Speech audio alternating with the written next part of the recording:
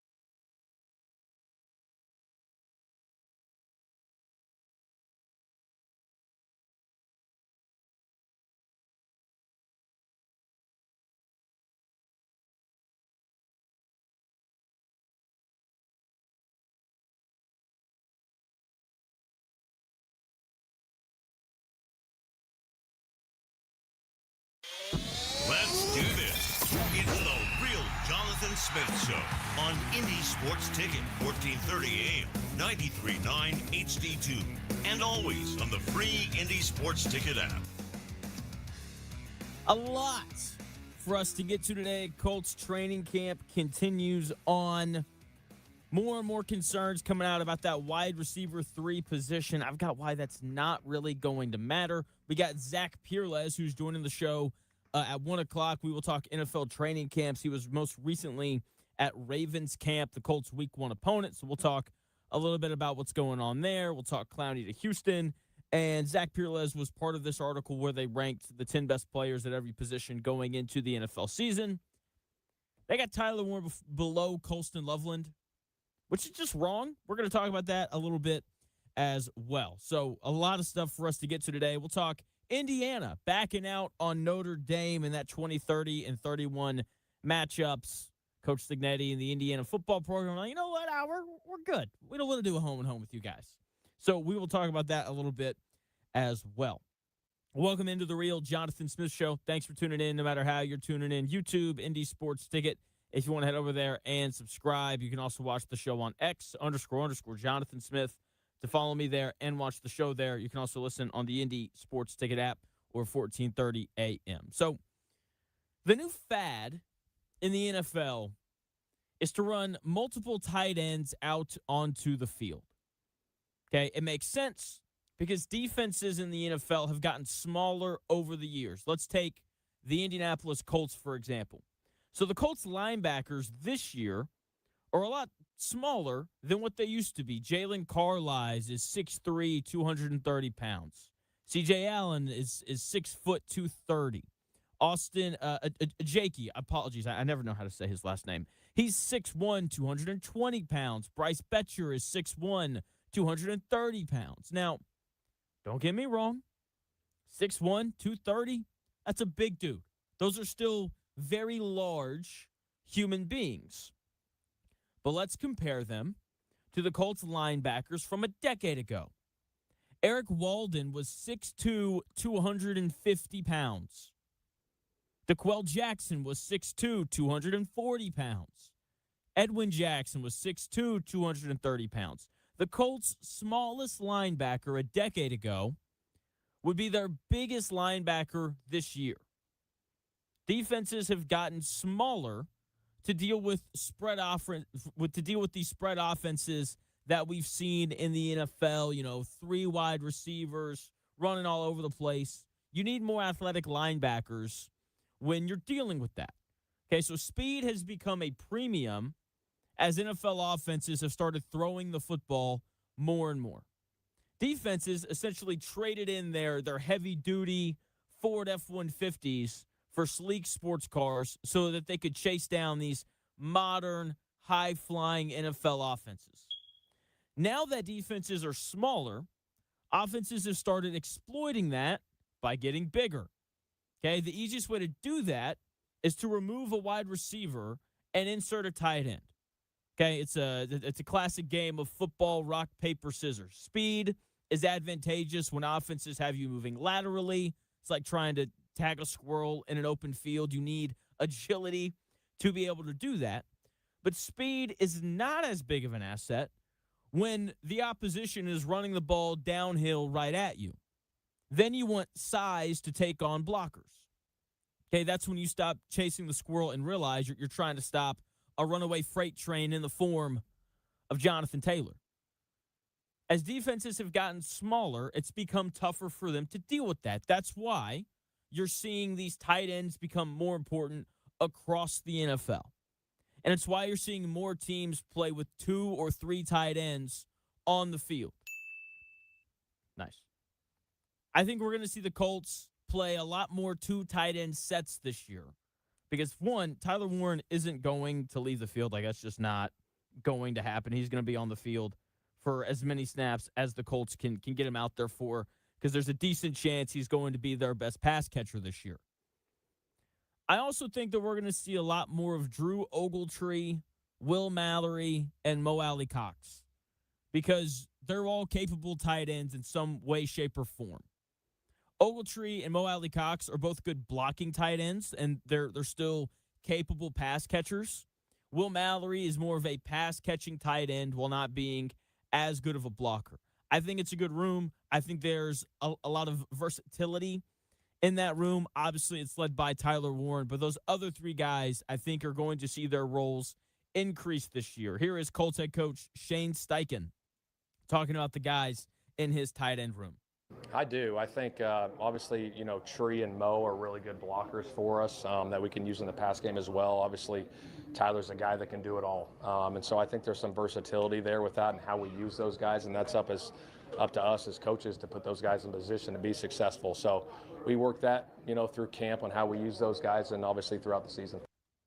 Coach Steichen right there talking about his tight end room. Chris, are you a fan of tight end rooms? Yes. Okay. Yes, I am. I didn't know. I figured I would ask, Yeah, I like to see them kind of stack on the offensive line, like you said, give that extra blocking. You like it when the tight ends stack? Yeah. But yeah, I like when they have a plethora of good tight ends to complement the offense like we have. I think we have a good tight end room. I agree. We have a great tight end room. I'm a big fan of when there's a plethora of tight ends that complement the offense as well. Very good. Oh, man. I don't know how else you could say it without not sounding like that. Dude, we'll have him on again at some point, but the first time I had Max Toscano on, who's like a tight end guru in the football sense, we said tight end so many times on air. It was so funny. And I wish we had the bell when we did that, but that's when I was doing it on my own. So, kind of tough to ring the bell when you're too busy talking about tight ends. Yeah, the bell was going off in your head probably. It was. Absolutely. Absolutely. So, again, Coach Steichen in that clip talking about all the good Y's, because that's the letter form of tight end in football, all the good guys that they're going to have in that tight end room this year. The Colts' third receiver right now is likely going to be Ashton Doolin, Laquan Treadwell, or Nick Westbrook-Akina. None of those guys are outstanding receivers when they're defended by corners. I think we're seeing that in Colts camp right now. Putting them out there against elite cornerbacks is like bringing a butter knife to a sword fight. I personally would rather have Will Mallory, Drew Ogletree, or Mo Alley Cox on a linebacker. Okay, that is a more advantageous matchup for this Colts offense. And more importantly, it sets the Colts up to do what they do best, and that is running the football. That is going to be the main way the Colts move the ball this year. It's the main way that they moved the football last year. They are going to be a run-first team. And you should have better blockers on the field when you have two tight ends. Therefore, it should be easier to run the ball when you have two tight ends on the field because they're going to be better blockers than your wide receivers. Okay, last year, the Colts didn't run a lot of two tight end sets because you had Michael Pittman, Josh Downs, and Alec Pierce. This year, it's Josh Downs and Alec Pierce. Those are going to be your two best receivers. After that, I don't know. I like Ashton Doolin. I've advocated quite a bit for him to be that Colts third receiver just because he's 6'2", 215, and he can really run. I understand that they want to keep him fresh for special teams, but Coach Steichen yesterday talked about how Westbrook Akina is a guy who can also play special teams if needed. So I'm more concerned about the offense because they're going to be on the field for 60 plays a game, whereas the Colts hopefully aren't going to punt very often this next season. So anyway, I'm getting sidetracked here. Okay, but it is also easier to run play action when you have multiple tight ends on the field, because it looks like you're going to run the football when you have that many tight ends on the field. Okay, it just naturally looks like you're going to run the football, which makes it easier to run play action and all of those things, right? You stack the line to make the defense brace for Jonathan Taylor ISO right up the middle just for you to throw it over their heads. Okay, so if the Colts don't like anyone in particular in that third wide receiver spot, and they don't go sign a Keenan Allen or a Stephon Diggs or anybody like that, then you're ready to see a lot of 2 and 3 tight end sets on the field. It will allow the Colts to run the football more, and it'll give them, I think, more opportunities to create some various mismatches in coverage. Okay, the Rams are going to have one of the best offenses in the NFL again. They had one of the best offenses in the NFL last year. And it's because they were going to these 3 tight end sets. Okay, those sets gave everybody problems last year because they have a good running back in Kyron Williams, and they have multiple capable tight ends. They don't really have one in particular that's like a star. Like, they don't have a Tyler Warren level tight end on their roster, like obviously the Indianapolis Colts do. So as long as defenses continue to roll out these smaller guys, I think the Colts should follow suit with the Rams. Get bigger. Play more tight ends. Okay, it keeps you from having to worry about your third receiver, which is obviously a concern for the Colts this year, and it makes it easier to run the football. That is what the Colts want to do anyway. They've also preached about physicality quite a bit in this training camp. By putting more tight ends on the field, you are naturally going to be a more physical team, because naturally, tight ends are more physical than wide receivers. I also think that this idea fixes a lot of the issues for the Colts this year, and I think we're going to see them put more beef on the field offensively by running more tight ends out there. It'll be kind of interesting to see who they would opt for at that second tight end spot, whether it would be Mo Alley Cox, Drew Ogletree, or Will Mallory, just because all 3 of them do offer something different. Like, Will Mallory is very much a receiving tight end. Mo Alley Cox, former basketball player at VCU, so athletic but more of a blocking guy. Same thing with Drew Ogletree. So it would be interesting to see how they mixed and matched those guys. It'd probably be more of a rotation, kind of like with what they're going to go at, it seems, at the wide receiver 3 spot. So it'll be interesting. I'm fascinated to see how the Colts try to cover up that wide receiver 3. I don't want to call it an issue because I don't think that it's really an issue. That wide receiver 3, let's call it a difference, right? Because the past few years, since 2023, when they've had Downs, Pierce, and Pittman, it's been a lot of 3 wide receiver looks because those are 3 really good players. Whereas now, it's only 2 guys. So I do think we're going to see more tight ends. I think it makes it easier on Tyler Warren as well. He's not circled as much. You can move him around a little bit more. You can move him back to fullback. The Colts did that on multiple occasions last year. You can go out with two tight ends in the huddle and then split Tyler Warren out wide. That'll cause some problems for the defense, and he's more than athletic to do it. I think we're going to see him all over the field again this year. They'll line him up at fullback, tight end. Obviously, I think that they'll put him in the slot. They weren't afraid to move him around last year. We'll see if they do any like weird quarterback stuff with him this year because he played quarterback in high school, which really shouldn't be that big of a deal. A lot of these guys played quarterback in high school, but let me not get on that side tangent either. So, more tight ends for the Indianapolis Colts this year is what I think that we're going to see to kind of cover up this lack of a great wide receiver 3. So, with there not being 3 great receivers, it's going to be more opportunity for a guy like Josh Downs. And the Colts had one of the best offenses in the red zone last year. They scored a touchdown on 65% of their red zone drives. A lot of that is thanks to Jonathan Taylor, right? When you can run the football, scoring in the red zone just becomes so much easier.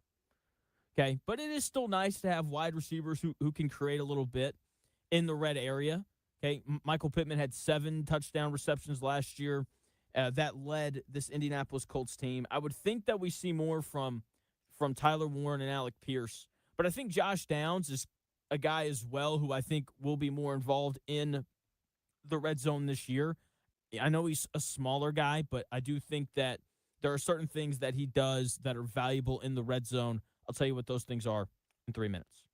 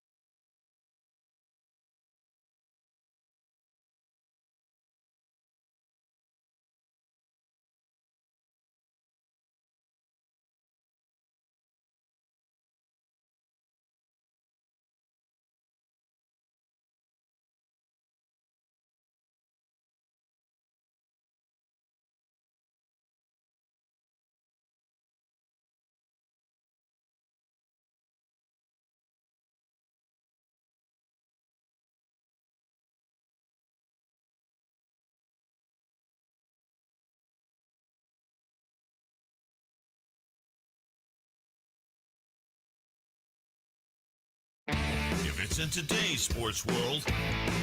It's here. The real Jonathan Smith Show on Indy Sports Ticket 1430 AM, 93.9 HD2, and always on the free Indy Sports Ticket app. The Indianapolis Colts training camp going on. Bijan Robinson got paid today, so Jonathan Taylor was asked many questions about Bijan Robinson's contract and how that impacts his. He did a good job not answering that question. He was like, I'm just happy for Bijan. Daniel Jones was getting more and more questions about where he's at in his rehab. So we'll probably grab some of that audio for you here at some point. But I want to talk about Josh Downs a little bit here because this year the Colts are going to need a guy who can create in the red zone. I think it's mainly going to be Tyler Warren because he's 6'6" and has incredible ball skills. Yeah. My bad there. That's on me. I'm sorry. I got to see that one coming. Ball skills are important. They are. They are important. So I mainly think it's going to be Tyler Warren this year. But what about Josh Downs? It is not uncommon to see teams play man-to-man in the red zone. You would think that Josh Downs' quickness would be a huge asset there.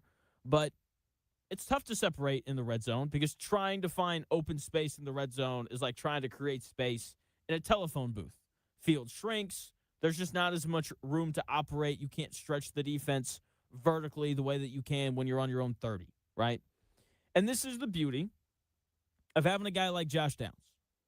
He is so good at getting open quickly because he's a smaller guy who is incredibly quick. You can't get your hands on him because he's starting off the line of scrimmage. And when he comes off the line of scrimmage, he's a blur. Trying to press him is like trying to catch a mosquito with oven mitts. It's like, it's hard to do. Can you do it? Sure. Pretty difficult, though. So I think Tyler Warren is going to lead the Colts in receiving touchdowns this year. At some point, though, teams are going to catch on to the 6'6" guy catching all the touchdowns for the Colts. So they're going to need a second threat. Why not Josh Downs? Here he is talking about the idea of being a red zone threat this season. Yeah. Definitely want to, keep getting involved in the red zone. I feel like that was a big thing for me when I was in college, and I even caught a couple red zone touchdowns last year. So I feel like, even though I'm a smaller guy, I feel like the red zone is a money place. You want to catch some touchdowns down there, so why not get involved? So, yeah, I'm excited for hopefully being more involved there too. Josh Downs right there talking about hoping to be more involved in the red zone. Slants, whip routes, quick outs, those are the money routes for Josh Downs.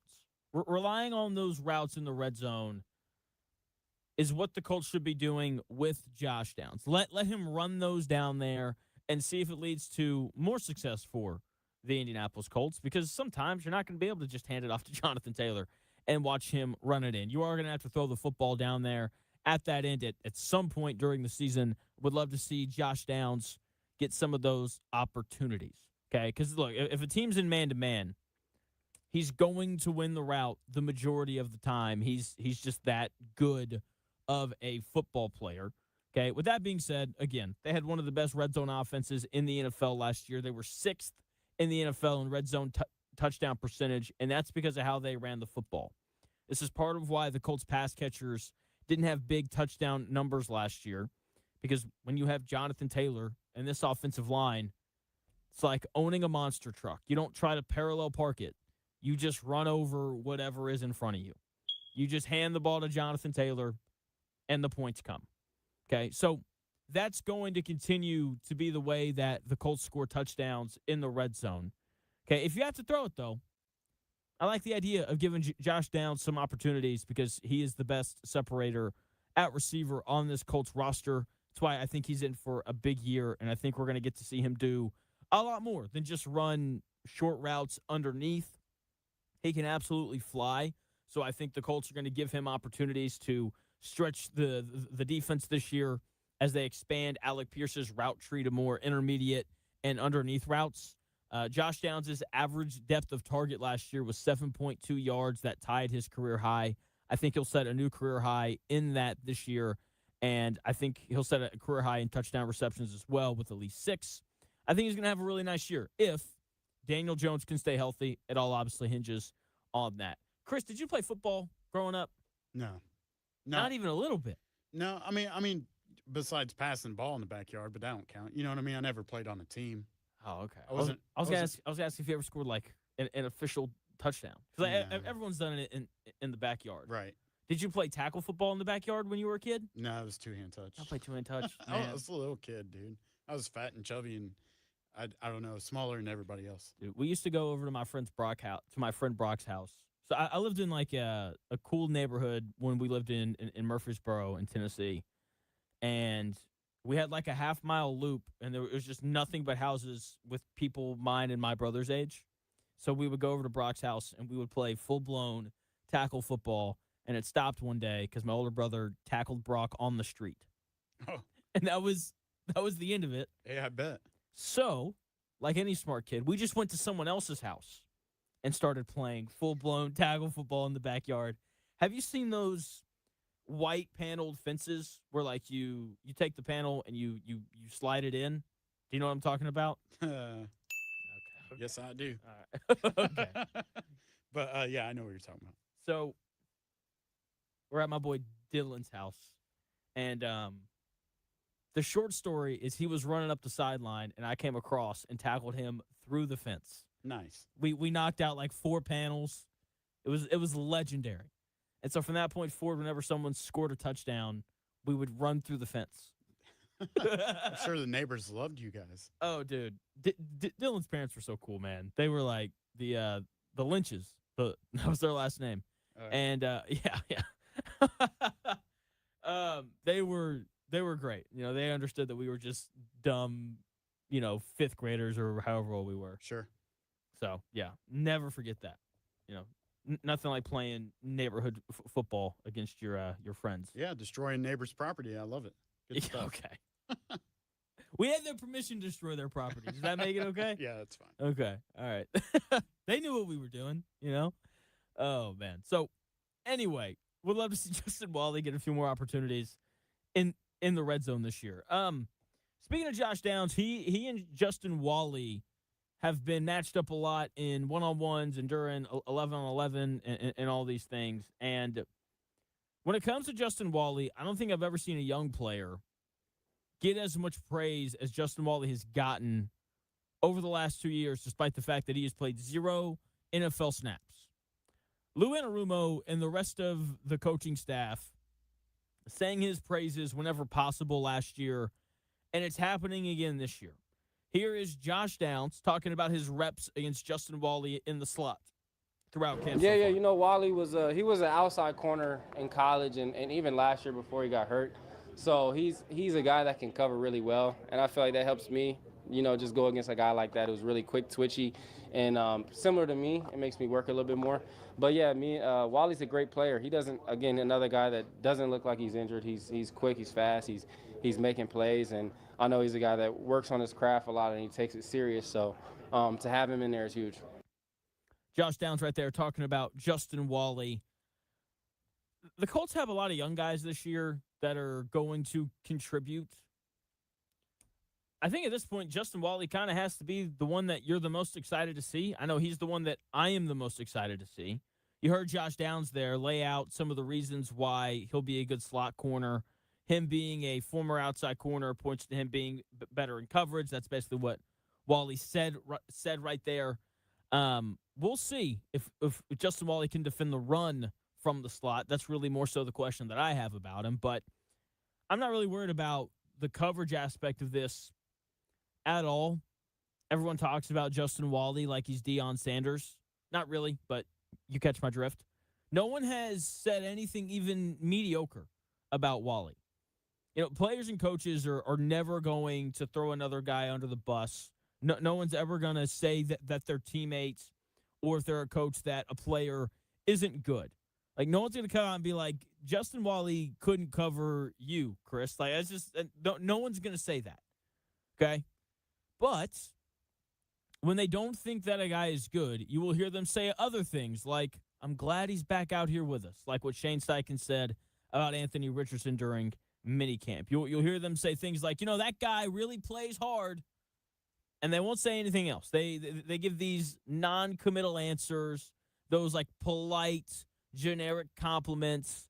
It's basically the equivalent of a lukewarm, unseasoned bowl of oatmeal.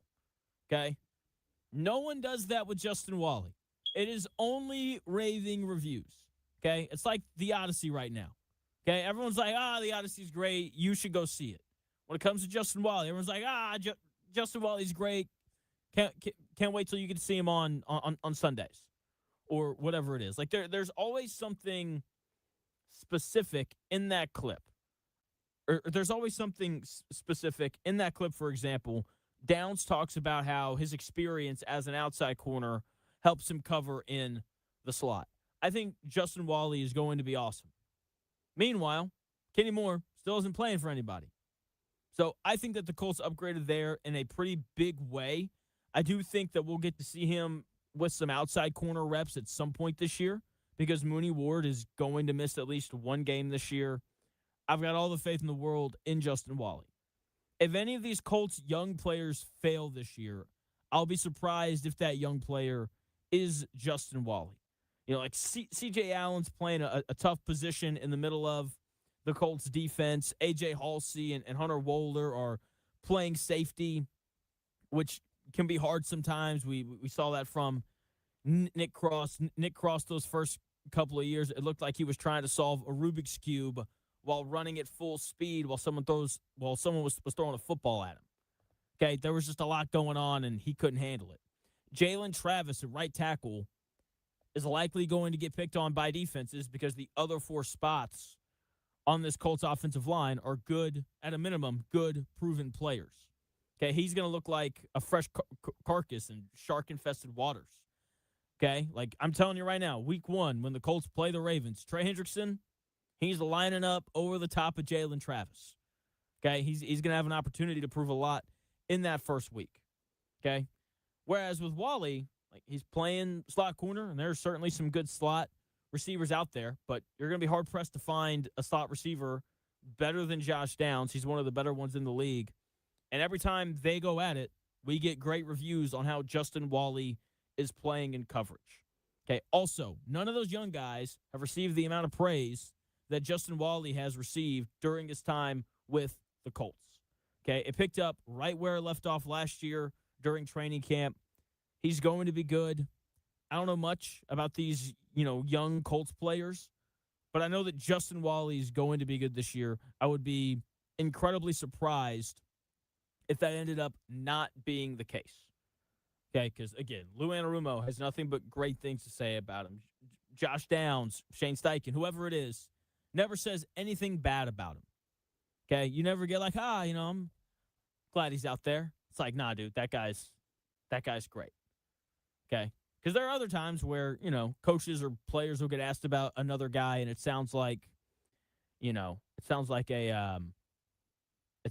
girl politely telling you no when you ask her out. It's like, hey, do you want to go out? It's like, you're really nice, but I have a boyfriend or whatever. Even though like you already know that she doesn't have a boyfriend. She's just trying to be nice to you. Chris is nodding his head. He gets it. It happens. It's tough. But then you move on, right? That never happens with Wally. It's just this emphatic, yes, absolutely, that guy is good at football, and I can't wait to watch him play on Sundays. C. Fitch asking a question saying, what is Taylor's trade value currently going into the last year of his contract? I'm not a fan of signing a 27-year-old running back to another extension. I get it, man. Probably a second or third round pick. Maybe a little bit less because whoever you trade him to is going to have to extend him. And so that can impact trade value and those kinds of things. So probably a second or a third round pick. But look, it's the final year of Chris Ballard, potentially. He has to win immediately, or he has to win this year, And so Jonathan Taylor's not going anywhere. He's not going anywhere. They will not trade him. C. Fitch also tagged me in a thing. Oh, Chris, he tags you too. Where a Florida chef has started a controversial monthly dinners where guests enjoy a steak dinner naked. So many things that you could say about that. I have so many questions. And Steve Fitch said, "I wonder how the food is." Well, I mean, I don't think people are going for the food. right. I To be think honest. maybe the concept balances out the quality of the food. Maybe. Could you imagine you're eating like mashed potatoes and you get food on yourself? Oh, it'd suck. That's a terrible idea. Yeah, I agree. I wonder if they use napkins at all, or if they just like Yeah, they got the little bibs that you put over on like your lap or whatever. You would have to. I would need like 3 or 4 layers yeah. because like those napkins aren't very thick. You can still feel the heat through them, right?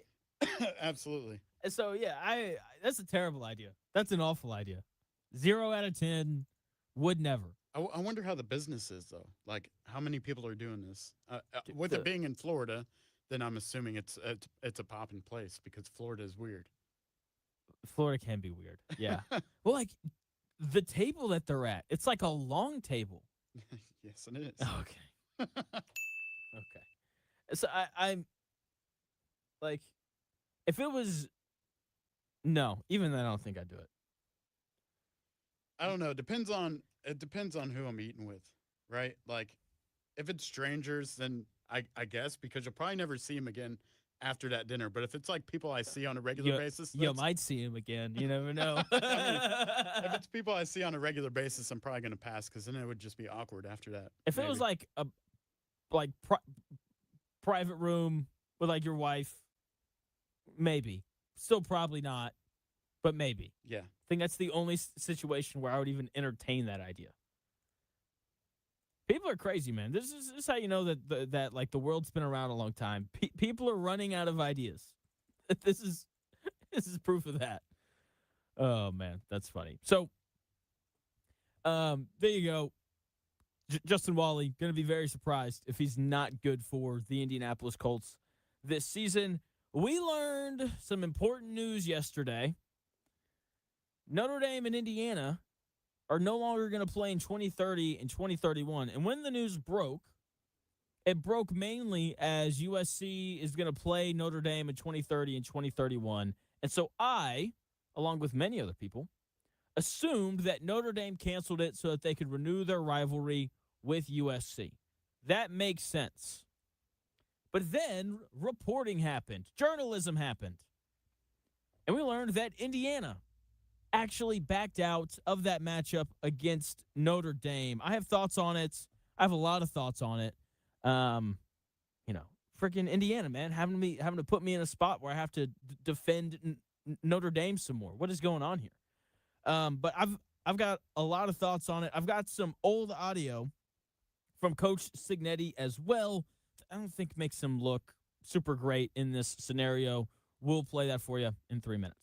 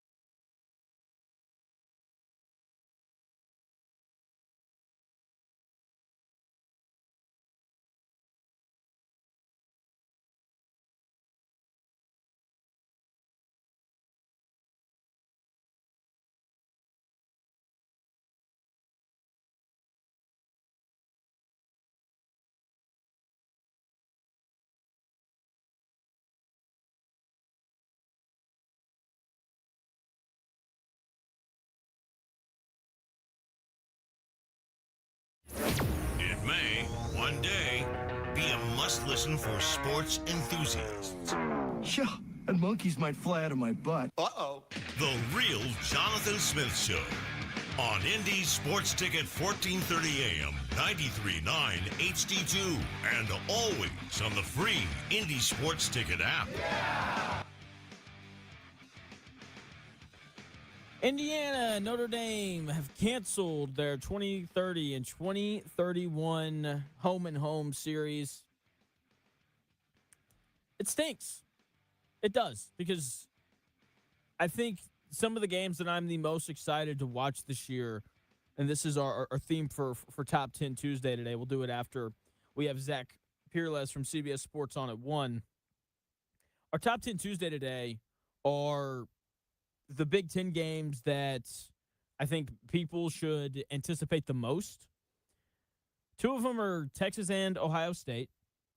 The other one, or another one, is Oklahoma and Michigan. When you get these uncommon games happening, they're just fun. I think that they're good for college football as well. And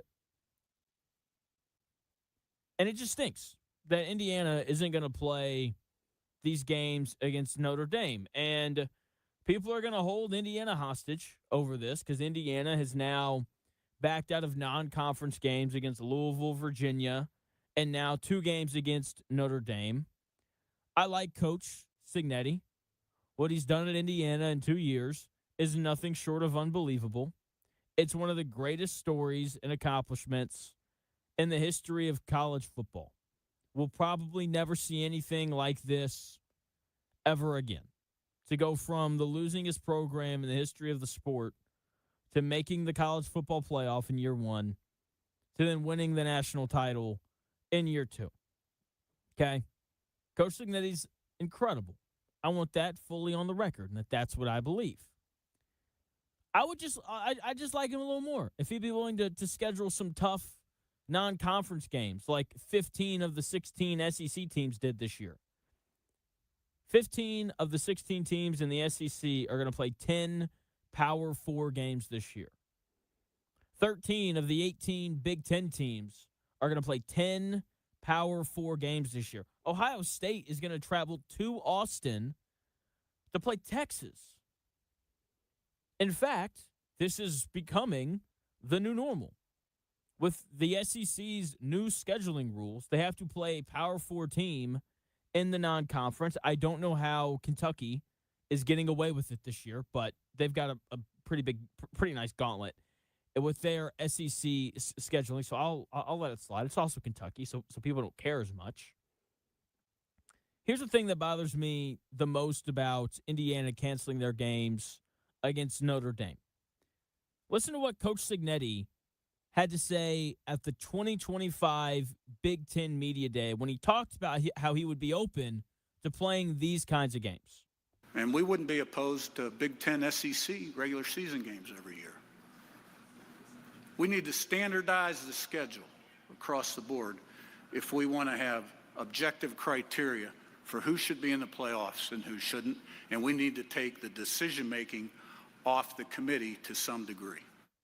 Coach Cignetti right there, that was at the 2025 Big Ten Media Days. So he's saying this in part because he's talking about, one, backing out of the game against Virginia last year. He's talking about it a little bit because at the time the SEC was, only playing 8 conference games. That's now at 9 starting this year.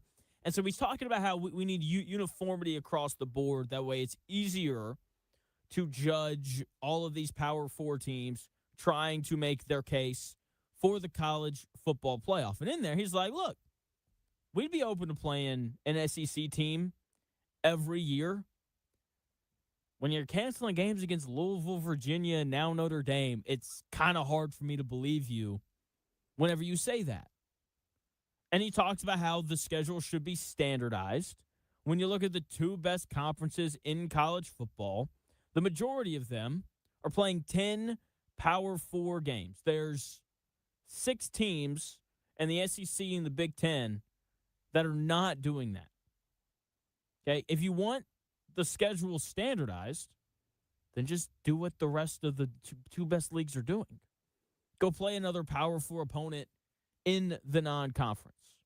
Okay, you can't demand everyone to wear a suit and tie to the dinner party and then show up in sweatpants. I get it. You won a national title. Great. You said it yourself, coach. No one cares. Let's move on. Okay? I understand that wanting one less real opponent is important. I understand why a team would want to do that. I've advocated for it for various teams, but when you say that you want a uniform schedule, I feel like you should do what everyone else is doing. Okay? Playing against one less real opponent is like opting to take the highway instead of a scenic mountain road. It's not as exciting, but you're less likely to crash if you play Howard instead of Virginia or whoever it is. Makes it easier to make the college football playoff if you do it that way. Like Texas probably makes the playoff last year if they hadn't played Ohio State. Okay? At the same time, though, Coach Cinetti said everyone should play a similar schedule, should be uniform across the board. Those were his words.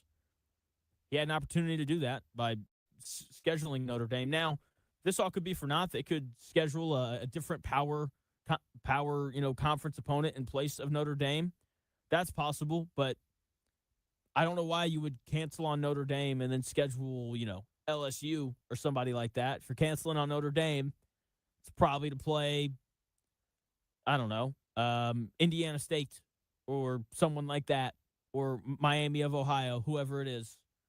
So I would like to see Indiana play against a Power 4 conference opponent in their non-conference. But that being said, I get it from Coach Cignetti's perspective. Give yourself 3 wins and move on about it. Okay? That's what they should do, or that's what they're going to do. And, yeah, there you go. I mean, look, like the schedule's not that tough anyway. Like that's the thing for Indiana. It's like, look, like it's not like you've got some crazy gauntlet that you're going through. Like they've got 2 games this year. I would argue that they might lose, and that honestly feels like a bit of a stretch. Like the game at home against Ohio State is going to be tough. They have to go to Michigan. Everyone seems to really like Michigan this year because they hired Kyle Whittingham. And look, anything was going to be better over Sharon Moore. I think Kyle Whittingham's a really good coach. His teams at Utah were always really good. They were never great. Do I think he's going to move into a tougher conference and all of a sudden have a great team? I don't know. That feels like a bit much, honestly, if you ask me. But outside of those 2 games, like their next toughest games, probably USC at home, who, again, hasn't won a game east of the Rockies. Or, excuse me, they've won 1 game east of the Rockies since joining the Big Ten. That was at Purdue last year. Not exactly impressive. They have to go to Washington. There's some people that really like Washington this year. I'm not one of them. They bring their quarterback back. They're probably going to score a lot of points, but they're replacing basically their entire defense. I don't know. They're not Ohio State, so I don't expect them to just reload. Like I don't think playing a, Notre Dame or somebody else like that in the non-conference would exactly kill you. So, again, would like to see it. We'll see if it happens or not. Yeah, but hey, again, at least we get Notre Dame and USC. We'll see how it goes from there. So I'm so excited for college football this upcoming season. I've taken the past couple of days and sat down and really started going through rosters and reading up on teams. And the Big Ten just kind of feels like a 3-team league again this year. Like it's going to be Indiana, Oregon, and Ohio State. Everybody else after that, it just kind of feels like they're a step below. I think that's just kind of the reality of that league right now and where the teams are at. Like whenever people talk about Michigan, there's so much reliance on Kyle Whittingham to do so much, like reestablish the physicality, reestablish the toughness, and develop Bryce Underwood, who was, the number 1 ranked player in the country last year, coming out of high school, quarterback. Michigan paid him a boatload of money to get him to go there. And ultimately, like, their season is going to come down to him. You know, this is where I think college football and the NFL have become more and more alike, is with the distribution of talent being wider now. It's like, look, we're you know, when you hear the national talking heads talk, and I would agree for the most part, there's like 7 or 8 teams that seem like they're going to be good enough to maybe win the national title. Okay? And that, again, speaks to the fact that talent is just more widely distributed compared to years past. And when you have more teams that are kind of at the same level, whereas in years past, it's like 3 teams or whatever it was. It was like, Alabama, Georgia, and Ohio State. It felt like those were the 3 teams every year there early on in the 2020s. Before that, it felt like it was Alabama, Clemson, and everybody else. But as we've had more teams kind of crowd at the top, the importance of your quarterback has only been increased. Like the reason why Indiana won a national title last year is because Fernando Mendoza seemed to make every play that he absolutely had to make. And I'm so excited and intrigued by Josh Hoover this upcoming year because his life is going to be made so much easier because, he's playing on just a better team than the team that he was on at TCU. This is an Indiana team that is going to be able to run the football. It's an Indiana team that is going to play really good defense as well. That, 2 things that TCU didn't do last year, play defense and run the football. And so there's going to be so much less on his shoulders because of that, right? So you would think that instead of 13 interceptions, he throws, 5 or something like that. The question is going to be, how does he look late in games where he's got to be the guy for, 2 drives or however long it ends up being. Because it felt like every time Fernando Mendoza had to be the guy last year for Indiana, he absolutely was. Whether it's the touchdown run against Miami, whether it's the game-winning drive against Penn State, which I think people forget that, like, the first play of that drive was a sack. And that happened, and it's like, all right, there's no way that Indiana is going to win this game. And then he was like, oh, no, we got it, don't worry. And then he figures out a way to put it together, whether it was responding after throwing the pick 6 against Oregon on the road in Eugene and being able to come back and be like, not a big deal. We're going to be fine. Like, whichever team has that quarterback that's able to be great in every big moment, that's the team that's going to win the national title this year. So having a more experienced guy, I think, is really beneficial in that. Josh Hoover being a senior is a guy who's played in big games. Like, I get it. Like, the Big 12 is not the Big 10, but being in high-pressure moments where your team is down late, Josh Hoover's been in those spots before. Okay, so I don't think he'll be overwhelmingly phased in those moments. With that being said, I'm leaning toward Oregon being the team that I picked to win the national title this year. They got a lot of really good players over there. Then again, so does Indiana, so does Ohio State. I think the difference is they've got a returning quarterback that would have been the number 2 overall pick in the draft this last year. They've got several returners on defense as well. Question is going to be coordinators. How do those new guys look? But I'm fired up. I'm ready to go. I'm ready for college football season to start at the end of this month. I'm ready for the Hall of Fame game on Thursday. Can't wait. It's going to be a blast. So college football right around the corner. Preseason games start this week.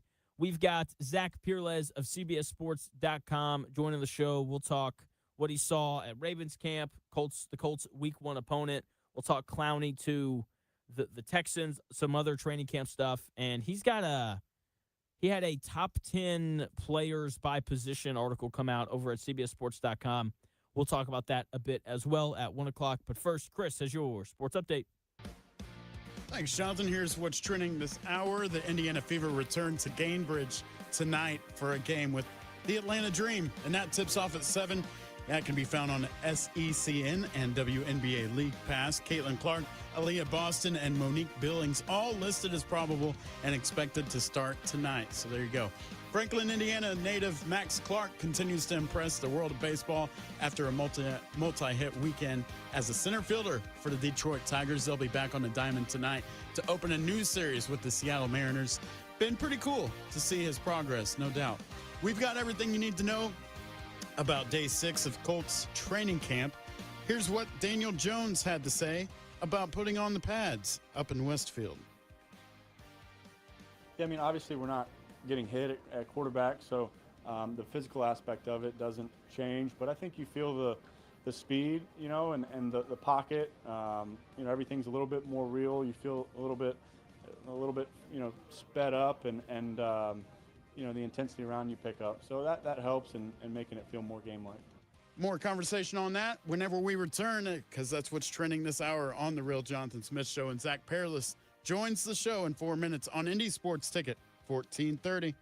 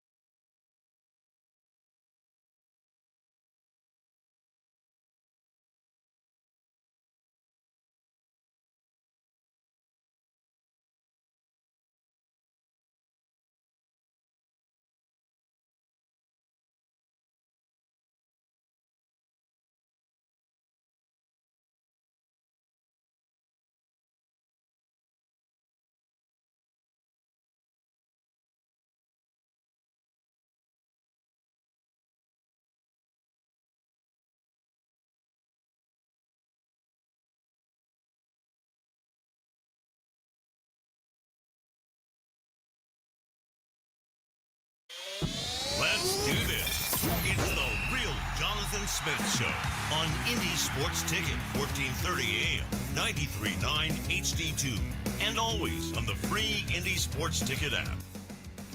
Hour number 2 of the real Jonathan Smith Show getting underway as we welcome in the one and only Zach Pereles from CBS Sports. Does a great job writing for them over at CBSSports.com. He's got quite a bit of stuff out here over the past few days. But, Zach, what is going on, man? How are you doing?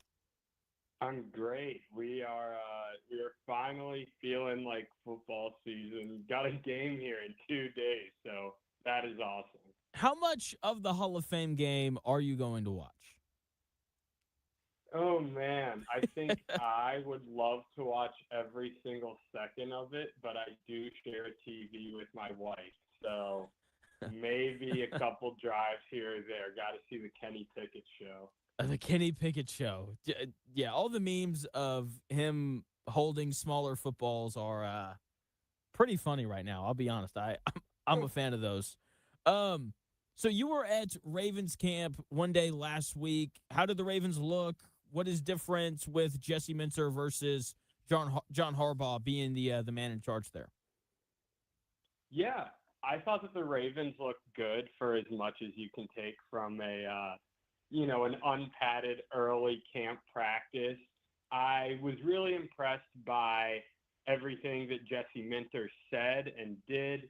Harbaugh used to run these really difficult training camps. They would practice in the heat of the day in the afternoon for like 2.5, 3 hours. And I'm sure that is awesome to an extent, especially when trying to find the depth pieces of your roster. You want to get all the reps you can, but I don't know if every player absolutely loved that. So they went a little bit earlier in the morning and they finished up much faster. I thought it was good quality work. Obviously, new offensive coordinator Declan Doyle is going to be making a big change offensively, and Lamar Jackson will be under center a lot. But I really thought that they looked good. And the thing that I'm constantly impressed by with the Ravens, and you notice it every offseason, but I really think this offseason especially, is this team just has so much talent. It has top-end talent. It obviously has like the superstar talent, but then a layer of really good talent behind that. And then it has depth. Like the defensive line is going to be able to go 3 or 4 deep in the middle and 3 or 4 deep on the outside. And it's not just 3 or 4 deep in terms of the numbers. It's in terms of the quality. Like they're getting Nnamdi Madubuike back in the middle. Travis Jones is a really good player. They also signed Calais Campbell, who is still getting it done. And then they have, a bunch of different guys on the outside, including Trey Hendrickson, some young guys out there who have shown some talent. So you just look pretty much everywhere on the roster, and you see a lot of good depth. I think there are some questions at how much depth there is at pass catcher and maybe on the interior of the offensive line. But overall, like, you see Lamar Jackson, you see Kyle Hamilton, and then you see that next layer of, like, they just have Zay Flowers, who just signed an extension. I haven't even mentioned Derrick Henry. A lot of stars and a lot of depth.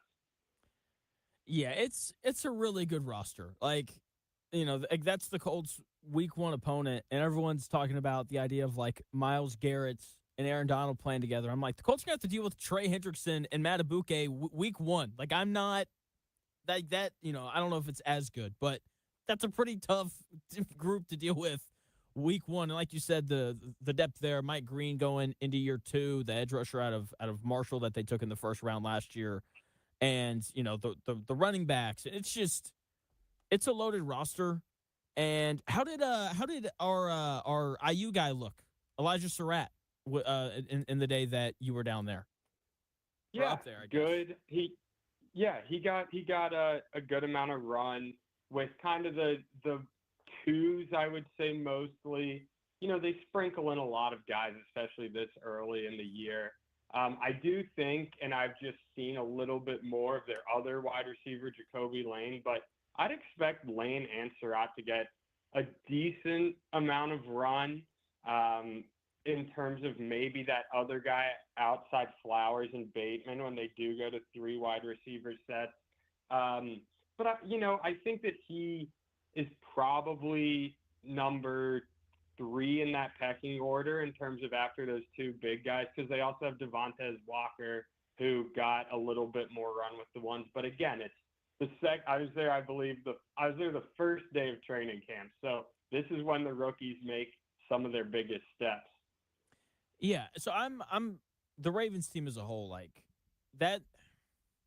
It's really interesting comparing the AFC and the NFC, because when people talk about it, they're like, the NFC has all of the great rosters and the AFC has all of the great quarterbacks. Again, joined by Zach Pereles from CBS Sports. Do the Ravens have the best roster in the AFC? I think so. And I think that because, as I mentioned before, the depth, like there are a lot of really good rosters. But when I look at it, like in week 12, when you might be missing a defensive lineman for a couple games, or you might be missing, one of those guys up front, maybe a wide receiver has a little nagging hamstring, whatever. Just how many other guys do you have? And I think the Ravens, they do such a good job because every year they have a ton of draft picks, and especially in those middle and late rounds, the numbers say it's not really, do you have pick 80 or pick 90? It's more, do you have pick 80 and pick 90, or do you have pick 90, pick 110, pick 115, pick 135? So they've just stockpiled so many picks.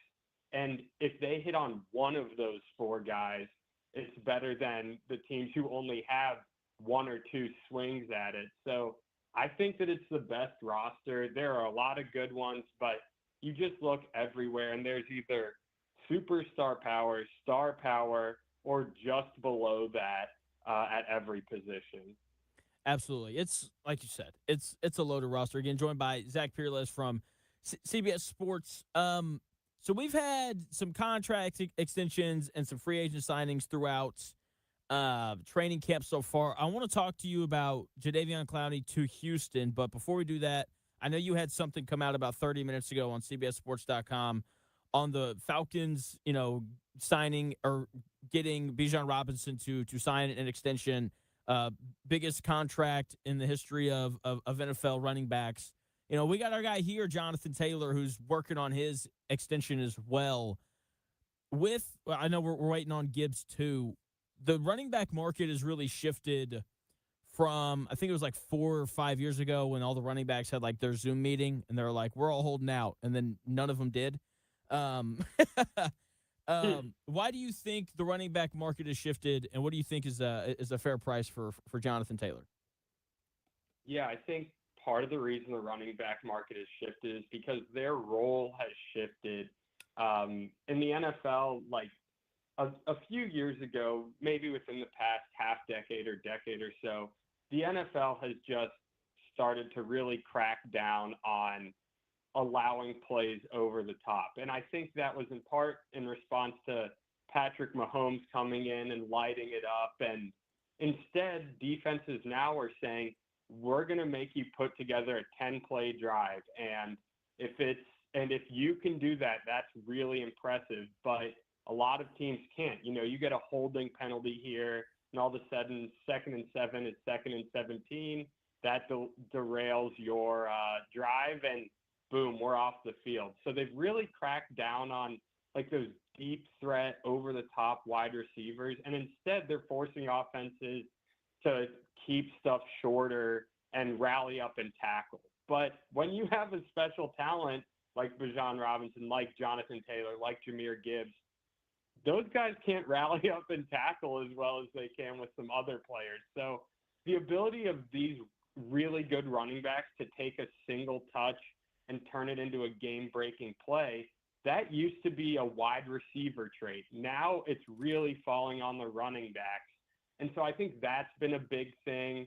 And just, the evolution of the passing game, which used to be so downfield for so many years. And now you have running backs catching 80, 90, 100 passes a year. So it's finally becoming not only valuable in their versatility, but also valuable in if you're not going to let us throw downfield, we're going to have a game-breaking running back who can produce those big plays. Yeah, I think we've seen that as well for the Rams are the easiest example of this with like all the 12 and 13 personnel. I know here in Indy, Coach Steichen was talking yesterday about the tight end room, and there's questions at wide receiver 3 for the Colts. And so my thing is like, how about more tight ends and you just keep running the football, especially since, like you said, with defenses trying to deal with these offenses that look to stretch you more vertically, they've gotten a little bit smaller and faster. And so because of that, like teams are like, okay, like we'll just run the football now. And so I think you're spot on there. Again, joined by Zach Pereles from CBS Sports. So the Texans went out and they signed Jadeveon Clowney, which really upset me because the one thing that the Colts need, I think, more than anything else, is a starting caliber edge opposite of Leatu Latu. Jalen Tuimoloau, 0 sacks in 13 games last year as a rookie. They brought in Arden Key as well from the Titans, whose career high in sacks is like 6.5. And so Clowney kind of seemed like a pretty obvious guy for them to go get. Obviously, he winds up in Houston. I'm at a point with the Texans where we were talking about some of the better rosters in the AFC earlier. If their offensive line can be like average, I think that's a Super Bowl team, potentially. What do you kind of think of the Texans after they went out and signed Clowney? Yes, I am really high on the Texans this year. You're right. The roster question, like, I don't know if they're tier 2 or maybe like the top end of tier 3 in terms of roster talent, but like the defense is tier 1. So the offense, it's like, is there a wide receiver that steps up opposite Nico Collins?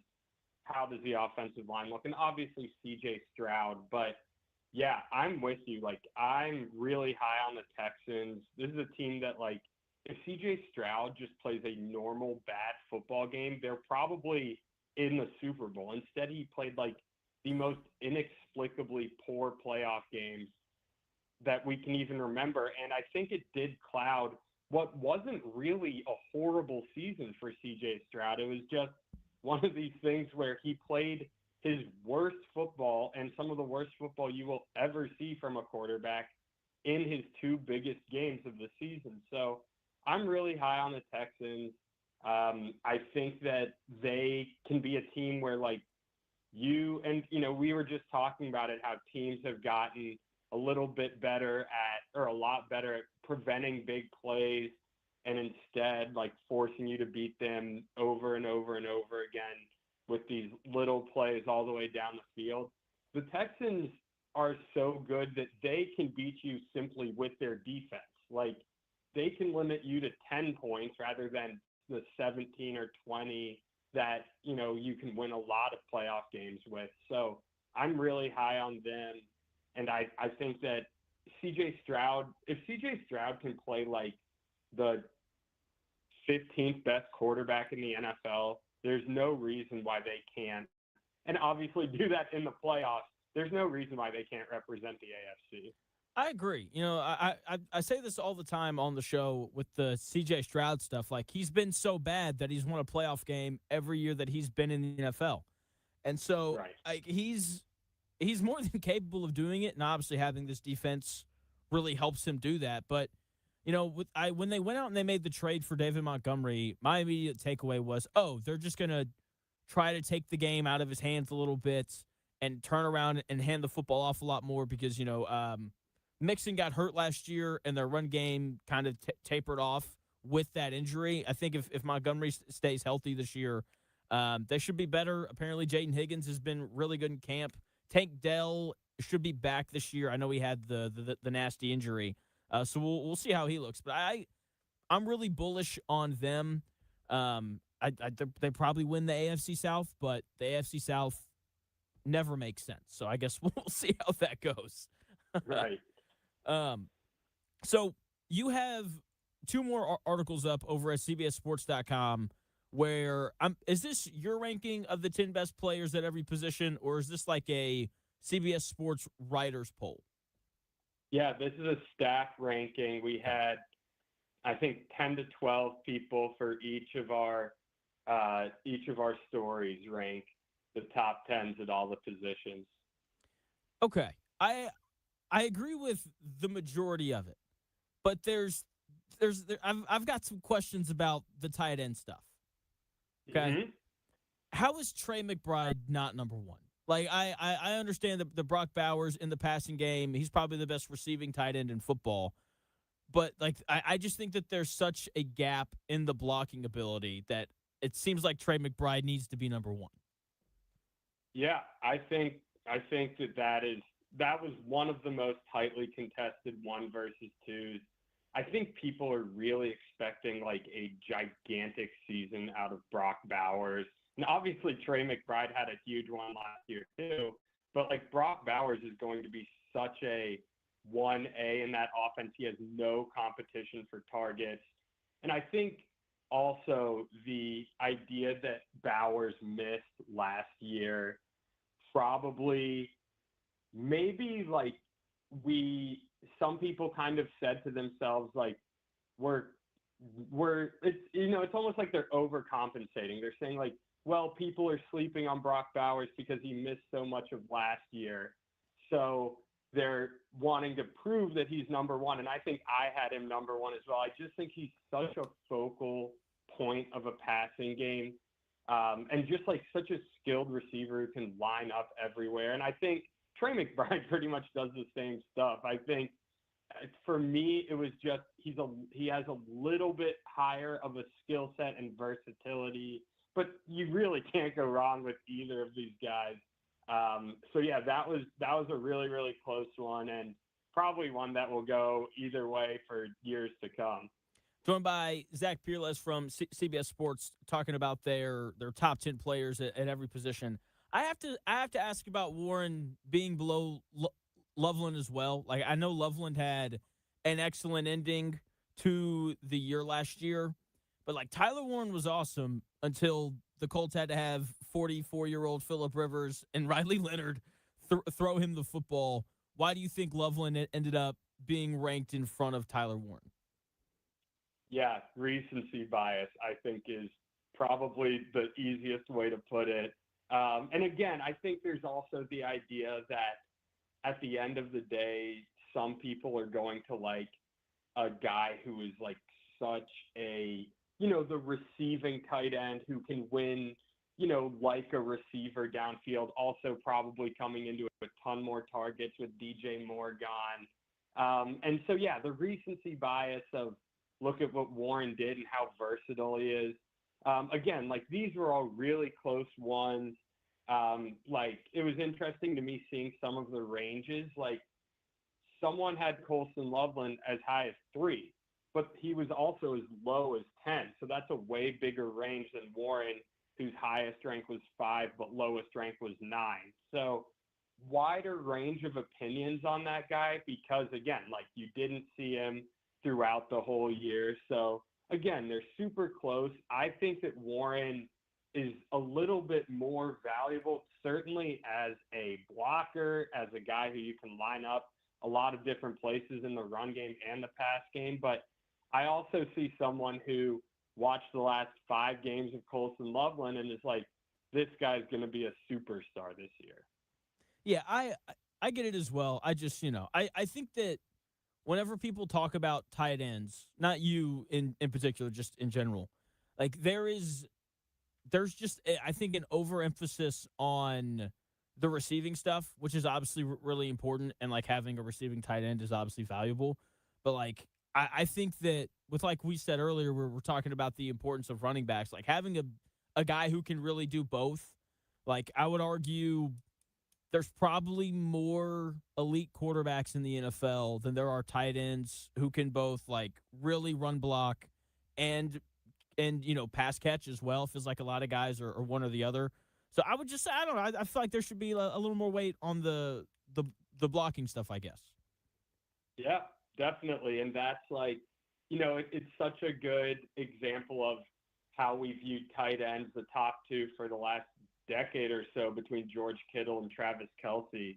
Like Travis Kelce he can block. He can be okay for you at his peak, but he was really always the receiving tight end, whereas George Kittle, maybe a step below as a receiver, but my goodness, was he good as a blocker. So it's definitely, different flavors of players, and also different schemes as well. They're asked to do different things. So like if you had to pick a tight end on a potential game-winning drive to win the Super Bowl, would you want Travis Kelce or would you want George Kittle? It depends on what you want there. So, Travis Kelce's done it a bunch of times, and sometimes it's just amazing to have basically like a number one receiver as your tight end. So again, different strokes for different folks. I think that it's kind of part of the beauty of the position. We saw it at tight end, which is being asked to do a lot this year. We also saw it at safety. I thought that those rankings were really interesting because some safeties are now nickel cornerbacks, really, and some safeties now are basically playing linebacker, and some safeties are still your traditional deep safeties. So tight end and safety were two where you really see the evolution of the position. Absolutely. Joined again by Zach Pereles of CBS Sports. Last thing for you here, and I'll let you go. Looking at y'all's defensive top tens, no issues from me here for the most part. I do have an interesting question, though. I'm assuming you guys weren't allowed to vote for Aaron Donald when you guys were doing the interior defensive line stuff. Where do you think he kind of would have ended up at on this list if y'all had been allowed to vote for him? It's a great question, and I really hadn't even considered it until you just brought it up. I think nobody voted for him because he is not an active NFL player. I didn't put any rules against them voting for him, but again, I think it's not done yet. Similar to, I guess, anybody else who has been retired and hasn't yet returned. It's a good question. I don't know where he would rank right now. If he had signed with the Rams 2 weeks ago, maybe he'd be 8 or 7. I think that people would right now, with him having been out of football for as long as he has been, I don't think people would have him above Dexter Lawrence. But maybe and maybe that's because we've seen Dexter Lawrence literally not just playing, but playing at an all-pro level more recently. But would you have him over Derek Brown, Zach Allen, Cameron Hayward? That would actually be a really interesting one. And I don't know how many people would just say, I'm not voting for him out of the fact that I haven't seen him at all in the past couple of years, but it'd certainly be an interesting question. And I would bet you he would have gotten a couple votes here or there. But I really am not sure. Yeah, Dexter Lawrence being at 7 correctly, I think, just speaks to how much interior defensive line talent there is in the NFL. But he's 35 and hadn't played football in 2 years. He's probably closer to Cam Hayward than he is Derek Brown. So I think he'd, be probably 9 or 10, even though Zach Allen's awesome in Denver. So I don't know. It's because it's one of those things where it's August, and while football is starting on Thursday, I just don't know how much Kenny Pickett stuff we're going to get on ESPN on Friday.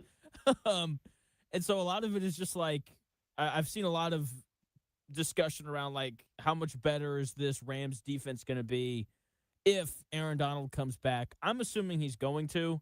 I feel like if he wasn't going to, he would have just said no by now.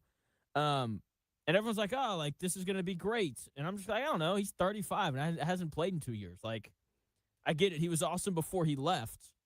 But I don't know. When you haven't played in 2 years, when you haven't trained with knives in 2 years, I don't know how that's going to go, Right. And I think if he does come back, which, like you said, it seems to be trending that way, I think he would really be a part-time player for a while, if not the entirety of the season. It's funny, you look at obviously the Rams have so much talent and they traded for Myles Garrett, but like they also had Kobe Turner and Poona Ford both in their receiving votes categories at interior defensive linemen. Like it is just absurd how much talent they have.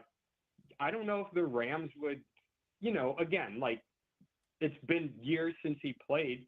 The Rams might, it might take Aaron Donald 6 weeks before he's in playing shape. Like, Yeah.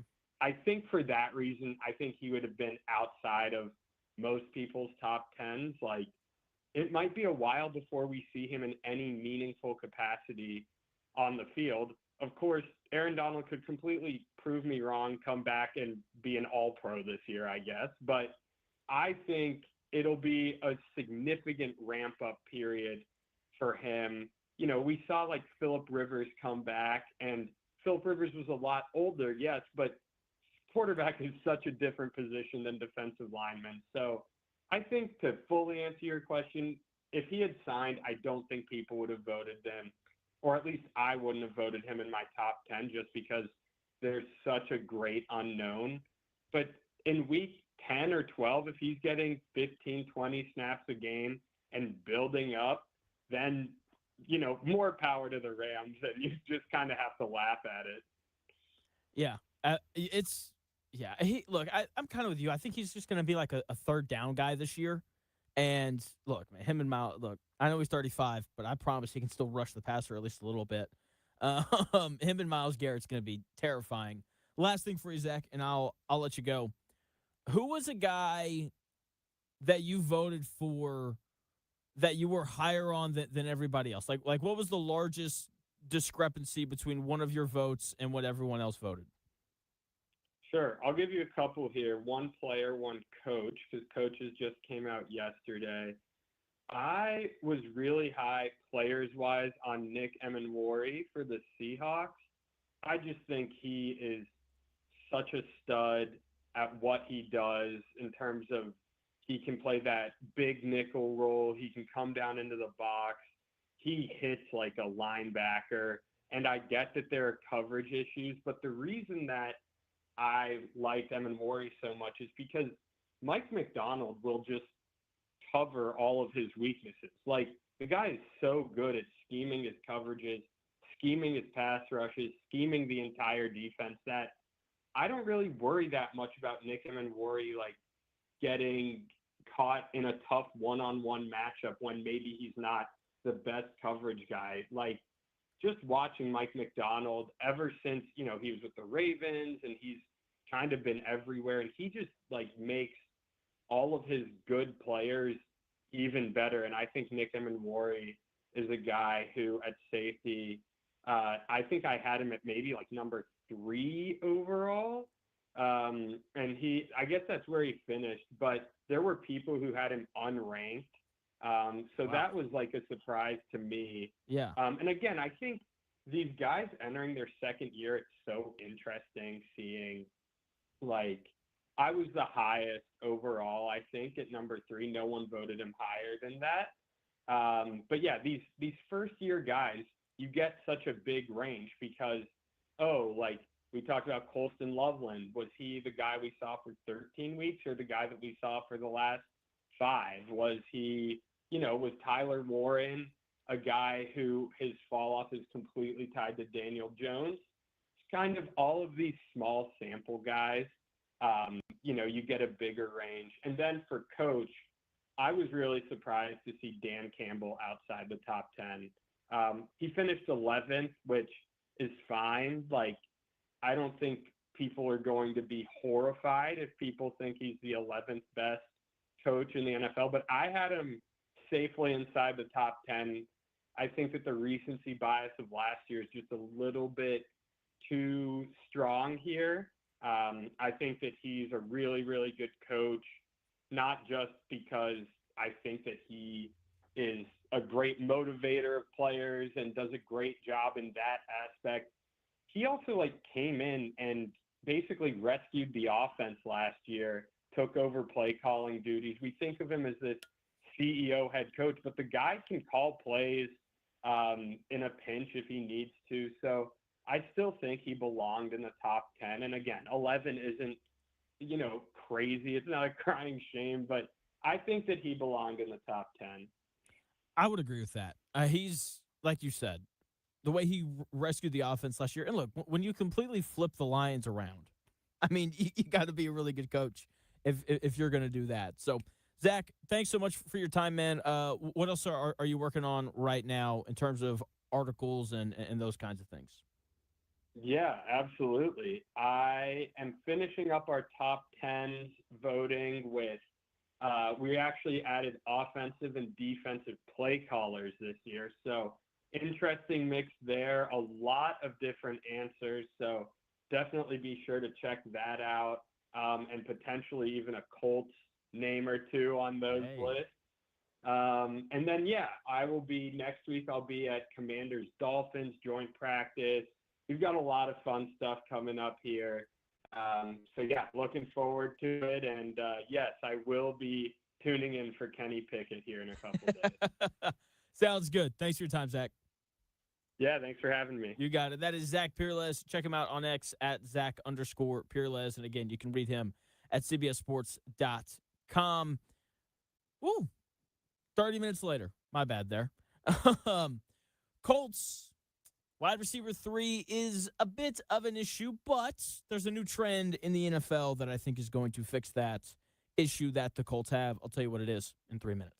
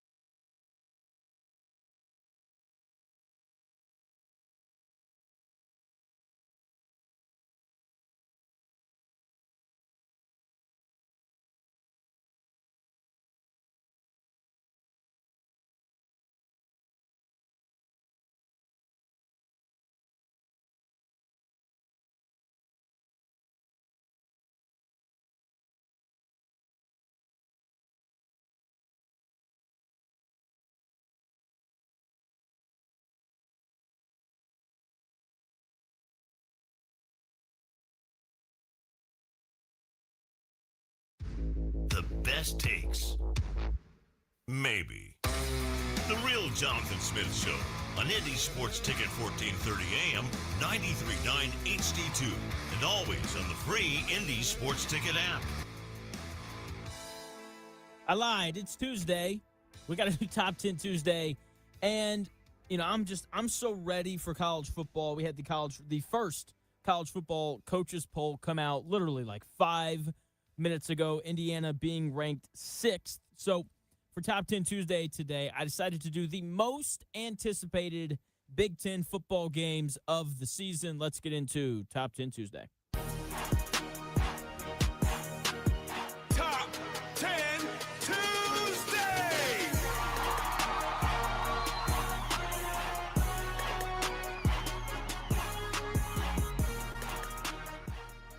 Top 10 Tuesday, the most anticipated Big Ten college football games of the upcoming season. These are in order. Usually I don't do them in order, but this time we are. Number 10, USC and Penn State. These are two teams that are going to be in the mix to make the college football playoff potentially.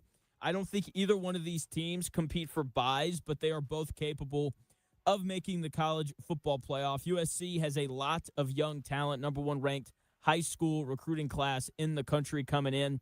We'll see how that pans out in a, college football world that is filled with experience now. Penn State, on the other hand, they have a new coach, and they won the schedule lottery. They have 3 tough games, kind of. They don't play Indiana, Oregon, or Ohio State this year. Their 3 tough games are USC, Michigan, and Washington. Their game against USC is their only one of those 3 on that's at home. The other 2 were on the road. So if they win this game, they're probably a playoff team with an at worst 10-2 record. Okay, USC has a tougher schedule, so they've still got to play Oregon, Washington, Ohio State, and Indiana. They need this game, but it's on the road, and as it's been very well documented on the show, USC has only won 1 game east of the Rockies under Lincoln Riley. That was against Purdue last year. They need this game, or they could very realistically wind up going 7-5, and Lincoln Riley could be fired at the end of the season. Number 9, Ohio State against USC. This is another one of those tough games for USC, but it's at home.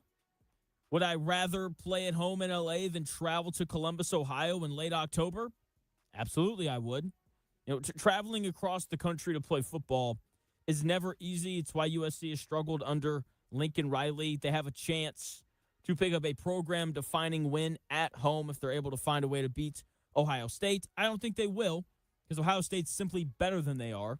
But if they're going to beat a team like in Ohio State, it's going to be at home, not on the road. Number 8 is where Indiana pops up for the first time. Indiana against Michigan. This is the toughest road game on Indiana's schedule. They won the scheduling lottery a little bit. They don't have to play Oregon. They only have to play Ohio State and Michigan. They also play Washington on the road, but it's not the big house. I'm also not as bought into Washington as a lot of other people are. So for Michigan, this is going to be obviously a big game for them. If they beat Oklahoma at the start of the year, then this is going to be a potential playoff game, ticket puncher for them. Wins against Oklahoma and Indiana would go a long way for them. It also likely lead them to going 10-2. Okay, so that is number 8. Number 7, Oregon plays USC. Another home game for USC against an Oregon team that could end up being the best in the Big Ten. This is another opportunity for Lincoln Riley to pick up a signature win for himself at USC. Also a nice little Pac-12 matchup from back in the day. So that is number 7. Number 6, Penn State and Michigan. Penn State needs every signature win that they can get this year. This is the toughest game on their schedule. If they beat Michigan on the road, they're likely going to the college football playoff, okay, unless they collapse in a crazy way and lose to teams like Northwestern. Okay, Michigan is going to need to have this game for a chance at the CFP as well. They'll also need this game to avoid a disappointing first season. Like Michigan's got a tough schedule. Like they got to play Oklahoma, Indiana, Oregon, Ohio State, and Penn State. They could lose all 5 of those games and go 7-5. Penn State is the worst team on that list. They need this game. Number 5, Michigan and Ohio State. There's a chance we get to this game and Michigan's 7-4, but it's the biggest rivalry in the Big Ten. It has to make that list for that reason alone. Also, Ryan Day's job is always on the line when they play Michigan, so stakes are going to be high. Number 4, Oklahoma plays Michigan this year. These are 2 potential college football playoff teams playing early in the year. We're going to get a really nice look at how much better Michigan and Bryce Underwood are this year compared to last year under Kyle Whittingham. He's going to have an opportunity to announce his arrival at Michigan pretty early. So these are going to be, I think, 2 tough defensive teams with talented quarterbacks. I can't wait for this game. We're also going to get to do the whole Big Ten versus SEC discourse thing all over again. I can pass on that, but the game itself should be a blast. Number 3, Oregon and Ohio State. These might be the 2 best teams in the Big Ten this year. Oregon's probably going to be my pick to win the national title. They don't really have a question mark on their team. Dan Lanning's a good coach. The one concern I have is they do have 2 new coordinators. We'll see how that goes. But Dan Lanning's just a coach who hasn't won the big one yet. This game is on the road against a new-faced but loaded with talent Ohio State team. This could be the game of the year. Okay, that's something all 3 of these top 3 games in the Big Ten have in common. They could go down as the games of the season. Number 2, Ohio State and Texas. This could be a national championship preview. Both of these teams are that good. Arch Manning gets his shot at redemption after not playing very well on the road in Columbus in week 1 last year. This is going to be one of the biggest games in Austin in quite some time. Okay, there are going to be NFL players all over the field in this game, and this game also has the potential to be the game of the year. And then, of course, number 1, Ohio State and Indiana. Obviously, a rematch of the Big Ten championship last year. This is the new guy in Indiana trying to knock off the top guy in Ohio State. Ohio State and their fans still think that the Big Ten runs through them. Indiana certainly doesn't think that. This is going to be the most anticipated home game in the history of Indiana football. It's going to be a blast, and I can't wait. Those are your 10 most anticipated Big Ten games of the season. And the college football coaches poll, the first one, just dropped. Indiana ranked 6th. Half of the teams in the top 10 are ranked are in the SEC. That's interesting. 7 of the top 13 teams are in the SEC. That's interesting. I've got a lot of thoughts on this opening coaches poll in 3 minutes.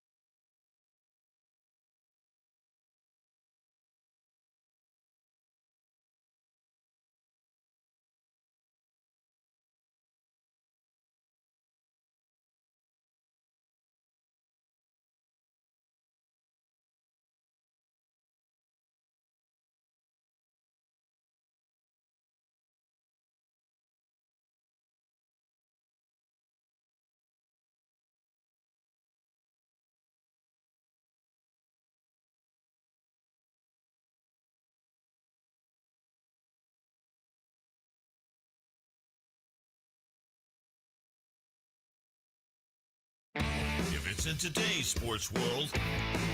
It's here. The real Jonathan Smith Show on Indy Sports Ticket 1430 AM, 93.9 HD2, and always on the free Indy Sports Ticket app. College football released its first coaches poll of the season. Indiana ranked 6th. Look at that. 14, I believe that they received 14 first place votes. That is the second most, only behind Ohio State. And it's an interesting top 25. I think interesting is a nice way to put it. I believe 13 SEC teams are ranked. I believe that's what I saw earlier. You got 5 in the top 10, 7 in the top 13. Tennessee makes 8, and then Missouri makes 9. So 9 SEC teams ranked to open the season. The Big Ten has 2 teams in the top 5, 3 teams in the top 10, Ohio State, Oregon, and Indiana. 4 teams in the top 15 when you throw in USC. And then they got Michigan and Penn State, so that's 6. Washington makes 7. Iowa makes 8. So there you go. I guess the SEC is the better conference. I guess. I don't know. That's a joke. Please don't lash out about that. So it's an interesting top 25 because it's going to look completely different at the start of the year compared to how it looks at the end of the year. For example, if we go back to last year and we look at the preseason rankings, Texas was ranked number 1, and they didn't make the college football playoff. Penn State was ranked number 2 before the season started last year, and their head coach got fired. Notre Dame was ranked 6th. They didn't make the college football playoff. LSU was 9th. Their head coach got fired. See, Arizona State was 11th. They went, I think, like 8-4, if I remember correctly. And so this doesn't mean jack squat. There's just really no other way to put it. But it is interesting to kind of see where people's heads are at to start the season. Okay? And I agree with a lot of this. Like, I think that if you were to make a list of all the teams that are good enough to win the college football playoff this year, you would put Ohio State, Oregon, Georgia, Texas, Notre Dame, Indiana, Miami, all absolutely on that list. Those are 7 absolute teams that have to be on the list. If you put LSU on there, I wouldn't blame you. Number 1 ranked transfer portal class in college football. If you put Oklahoma on that list, they had a really good team last year. They just couldn't run the football. If they figure that out, then maybe. If you want to put Texas Tech on the list, I think I'd be okay with that. So a lot of the pre-consensus teams that people think are going to be awesome are probably where they should be. There are some teams here, though, that I'm just not buying as much as everybody else. Like, Ole Miss is ranked 10th. I understand that Trinidad Chambliss is back. But Lane Kiffin and, like, that entire offensive staff at Ole Miss is gone. Will Chambliss still be good? Yes. Is Golding going to do a good job? Probably. He looked pretty competent in the college football playoff. But doing it for a few games in the playoff is not the same as doing it for 12 games over the course of a season. Their schedule isn't easy. Like, Louisville received the most votes of any team that didn't get ranked. That's their week 1 opponent. They have LSU week 3. They have to play at Vanderbilt, who isn't ranked but could be pretty good. They got a young 5-star freshman quarterback coming in to replace Pavia. They have to play at Texas. They got to play Georgia. They have to play at Oklahoma. So they've got tough games. If they finish the year unranked, of the top 10 teams, they're probably the team that I would expect that the most out of. And every year, for what feels like forever, there's a team ranked in the top 10 that finishes the year. Would be my gut reaction pick. For that, obviously, we have to wait and see about injuries and things. A&M is replacing a lot as well, especially on their defense, which is why they were such a good team last year. So that's my instant gut reaction to this top 10. I think Alabama at 11 is way too high. If there was going to be a team this year that had a Penn State moment where it's like, we think that they're going to be pretty good this year. And then they suffer an early season loss, and then it all kind of goes downhill from there. I think that's very possible for Alabama. Like, if they lose to Florida State at home, which I don't think is going to happen, but maybe it will. We didn't think that they'd lose to Florida State last year, and they did. Then I could see things going downhill in a hurry there. If they lose early at Kentucky, we'll see if they're any good with their new head coach. But I'm not loving Alabama at 11. But look, when your name's Alabama, they're going to give you the benefit of the doubt. It's just kind of how it's always worked in college football. It's why Penn State's ranked, even though they had a bunch of guys leave and they have a new head coach. When your name's Penn State, you get the benefit of the doubt. It's just how it is. It's why Clemson's ranked 23rd, because when your name's Clemson, they just kind of give you the benefit of the doubt. So I'm so psyched for college football. I can't wait to see all the nonsense takes on this opening ranking. It's just insane. So can't wait for it, man. Going to be an absolute blast of a football season this upcoming year. So, Chris, I know you're not as big of a college football guy as I am. I'm hoping to change that this year. Sure. Anything on there that jumps out to you? Anything on there that makes you raise an eyebrow or ask a question? I'll have to look at it again and give you a solid answer. But off the bat, I don't know why Notre Dame would be ranked ahead of IU, though. Yeah, so you're going to get people who say this, and these people are IU fans. You're going to have people who say that Indiana and Miami should be ranked 1 and 2. Right. There's so much turnover now in college football that when I'm surprised that Ohio State's at 1 because they had a lot of turnover as well. But when your name's Ohio State, you get the benefit of the doubt. Yeah. But, like, Notre Dame they lost both of their running backs. Running backs are easy to find, but, like, C.J. Carr's back. That's their quarterback. There's a chance that he's, like, the best quarterback in college football this year. So that's probably part of it. Marcus Freeman is a really good coach. That matters as well. They're going to have a good offensive line. They're really talented. People are just slow to love Notre Dame because their schedule's incredibly soft. But, fair enough. like, if you stacked up talent and you wanted to tell me that you thought Notre Dame was more talented than Indiana, I wouldn't have a problem with that at all. That's why they're ranked higher. That's fair. So Okay. we'll see how it goes, man. But look, we got 6 teams receiving votes to be the number 1 ranked team in the country, which I think is a pretty good indicator of how crazy this season could be. So I'm fired up. I'm ready for it. August 29th, gonna be a blast. We got college football prediction week coming up here in a couple weeks. We're just gonna let the takes fly. So can't wait for it. Looking forward to it.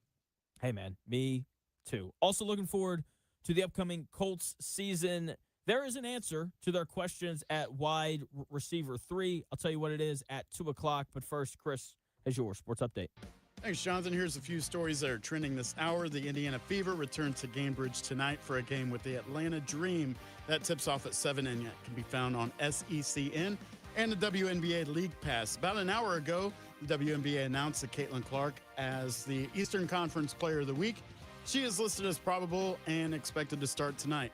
Center, I'm going to mess up her name, but Demarise Dantas is out for the season after having surgery on a torn meniscus, so best wishes to her. The college football preseason coaches poll top 25, as Jonathan was talking about, just released. Notre Dame will open the season ranked 5th, and IU will open the season ranked 6th, with the second best odds to win the Big Ten championship as well. IU also plus 800 to win the CFP championship right now. We've got everything you need to know about day 6 of the Colts training camp, and here's what quarterback Daniel Jones had to say about what changes for him when the pads come on in Westfield. Yeah, I mean, obviously we're not getting hit at quarterback, so the physical aspect of it doesn't change. But I think you feel the speed, and the pocket. Everything's a little bit more real. You feel a little bit, sped up, and the intensity around you pick up. So that helps in making it feel more game-like. That's what's trending this hour. More of the Real Jonathan Smith Show after the break on Indy Sports Ticket, 1430.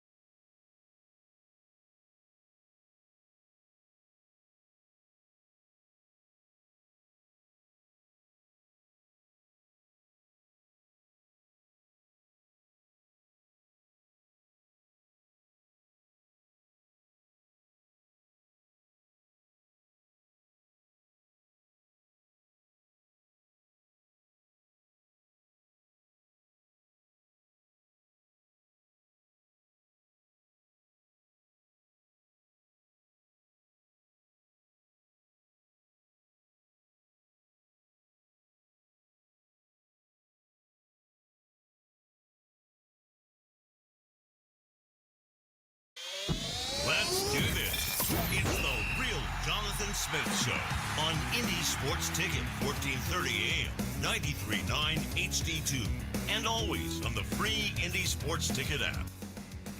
Hour number 3 of the real Jonathan Smith Show getting underway. If you missed it, the first coaches poll came out today. Indiana starting the season ranked 6th in the country. Can't wait to see how this year goes, man. It's going to be a great time. Can't wait for college football to get rolling here at the end of the month.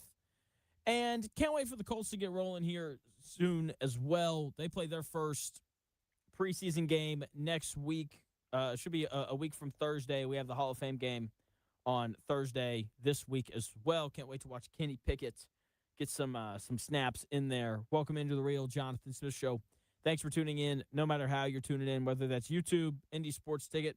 If you'll head over there and subscribe, you can also watch the show on X__Jonathan Smith to follow me there and watch the show there. You can also listen on the Indy Sports Ticket app, which you can download wherever you find your apps. And, of course, you can listen on 1430 AM as well if you're driving around the Indianapolis area. So there's a new fad in the NFL. Chris, what was like a clothing fad when you were a kid? What was something that like everybody was doing? Probably wearing Jinkos or starter jackets. Jinkos? You know what Jinkos are? I have no idea what that is. Oh, Jinkos are like the really big, wide-legged jeans, right? That look like you were not bell bottoms, but they like were disco pants. Oh my gosh! Yeah, ain't no way you wore these, dude. I wore Jinkos. Oh, that's sure. crazy. They were comfortable too, but yeah, that's nuts. Okay, all right. Nah, man. When I was in middle school, everyone wore elite Nike socks with Sperry's, which are like boat shoes. They're like athletic socks with boat shoes. That's what they were. And yeah, it was dumb. That's what it was.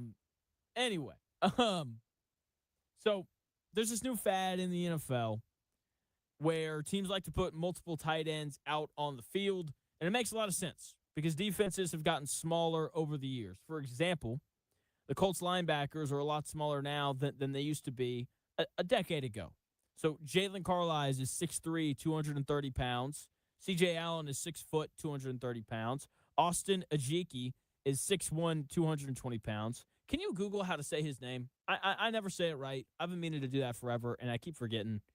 And then Bryce Betcher is 6'1", 230 pounds. So those are still big dudes, but when you compare them to the Colts linebackers from a decade ago, Eric Walden was 6'2", 250 pounds. DeQuell Jackson was 6'2", 240. And Edwin Jackson was 6'2", 230. The Colts' smallest linebacker from a decade ago would be their biggest linebacker this year. Defenses have gotten smaller for a reason. It's to deal with these spread offenses that we've seen in the NFL. Speed has become more of a premium as NFL offenses have started throwing the football all over the field. And defenses essentially traded in their heavy Ford F-150s for sleek sports cars so that they could chase down these modern, high-flying offenses. Do you have the pronunciation? GK. Ajike. Ajike. Ajike. Yeah. Okay, thank you. Now that defenses are smaller, offenses have started exploiting that by supersizing their offense. They've just gotten bigger. Okay? The easiest way to do that is to remove a wide receiver and insert a tight end. No bell there? There we go. When you're inserting anything into a tight end, I mean, that's an automatic bell. Shut up. What? I'm just saying. It is. It should be. Yeah, you're right. That's what the bell's there for. That's true. You know?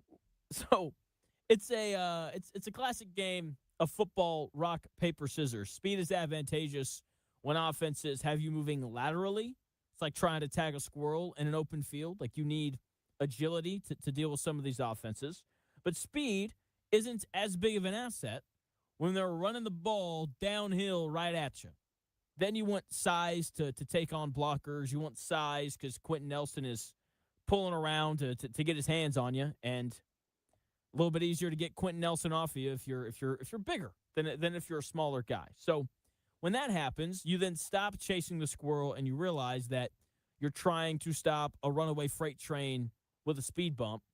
And as defenses have gotten smaller, it's become tougher for them to deal with teams that want to run the football more. It's why we're seeing Bijan Robinson get this big new contract. It's why Jonathan Taylor is probably going to get a nice new contract, even though he's 27 years old. Okay? It's also why you're seeing tight ends become more important. And it's why you're seeing more teams play with 2 tight end sets. Hey, I think we're going to see the Colts play with a lot more 2 tight end sets this year. Okay? Chris, are you a fan of 2 tight end sets? Why'd you have to say it like that? Like what? 2 tight end sets. Well, yeah. That's what they are. Are you saying you're not a fan of 2 tight end sets? I was not thinking of. Yes. I was like, my mind was somewhere else. I'm a fan of two tight ends. That's just me. What do you like about it, Jonathan? I like the way that they run the ball between the tackles. Okay. It's good. It makes it easier.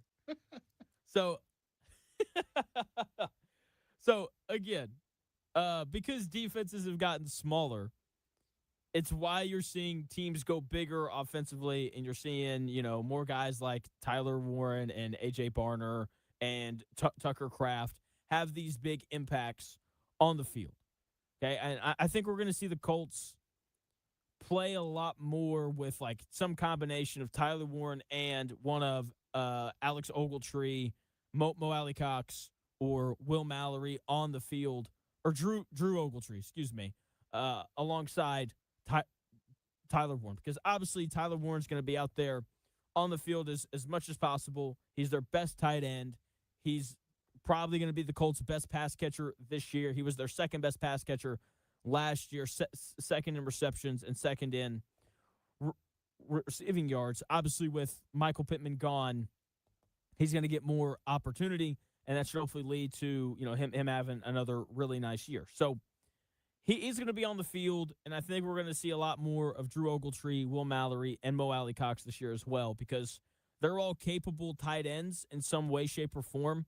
Ogletree and Mo Alley-Cox are both good blocking tight ends, and they're capable pass catchers. Will Mallory is more of a pass-catching tight end while not being as good of a blocker. So I think it's a good room that's going to give the Colts a lot of versatility on offense based on who they decide to put on the field. But obviously, it's led by Tyler Warren. Here is Colts head coach Shane Steichen talking about his tight end room. I do. I think, obviously, Tree and Mo are really good blockers for us that we can use in the pass game as well. Obviously, Tyler's a guy that can do it all. And so I think there's some versatility there with that and how we use those guys, and that's up to us as coaches to put those guys in position to be successful. So we work that, through camp on how we use those guys and obviously throughout the season. Shane Steichen right there talking about the tight end room. Quick news here. Carson Beck will start for the Arizona Cardinals during the Hall of Fame game. So Kenny Pickett and Carson Beck. High-quality football right there. Like, how thirsty are you for football right now? Dude, Are you Carson Beck and Kenny Pickett thirsty? So, like, if let's call the offseason a desert, okay? And you're crawling through the desert looking for any source of water. This is like finding a lake that's like almost dried up and the water's dirty, but it's just been so long that you're like, yeah, I think I'm going to drink that. Solid analogy right there. There too. you go. Thank you. I I like would it. say that was a liquid analogy, but Anyway, back to the Colts. So the Colts' third receiver right now is going to be one of Ashton Dulin, Laquan Treadwell, or Nick Westbrook-Akina. None of those guys are outstanding receivers. It's just the reality of it. Treadwell's been in the league for a decade. I don't think he's all of a sudden going to be awesome. Nick Westbrook-Akina has been on 3 teams in the last 3 years for a reason. I love Ashton Dulin. I've advocated for him to be the third wide receiver quite a bit. But there's a reason why the Colts never really ran him out there very often. Okay? So none of those guys are outstanding receivers when they're defended by corners. Putting them out there against elite cornerbacks is like bringing a butter knife to a sword fight.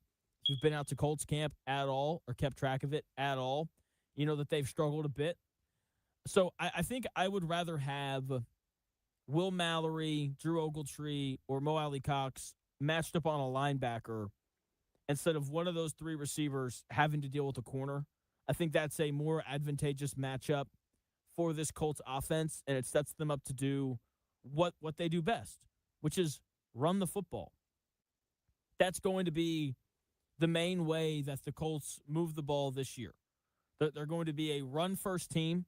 It's easier to run the ball when you have two tight ends on the field because they're going to do a better job of blocking than your wide receivers are. It's also easier to run play action.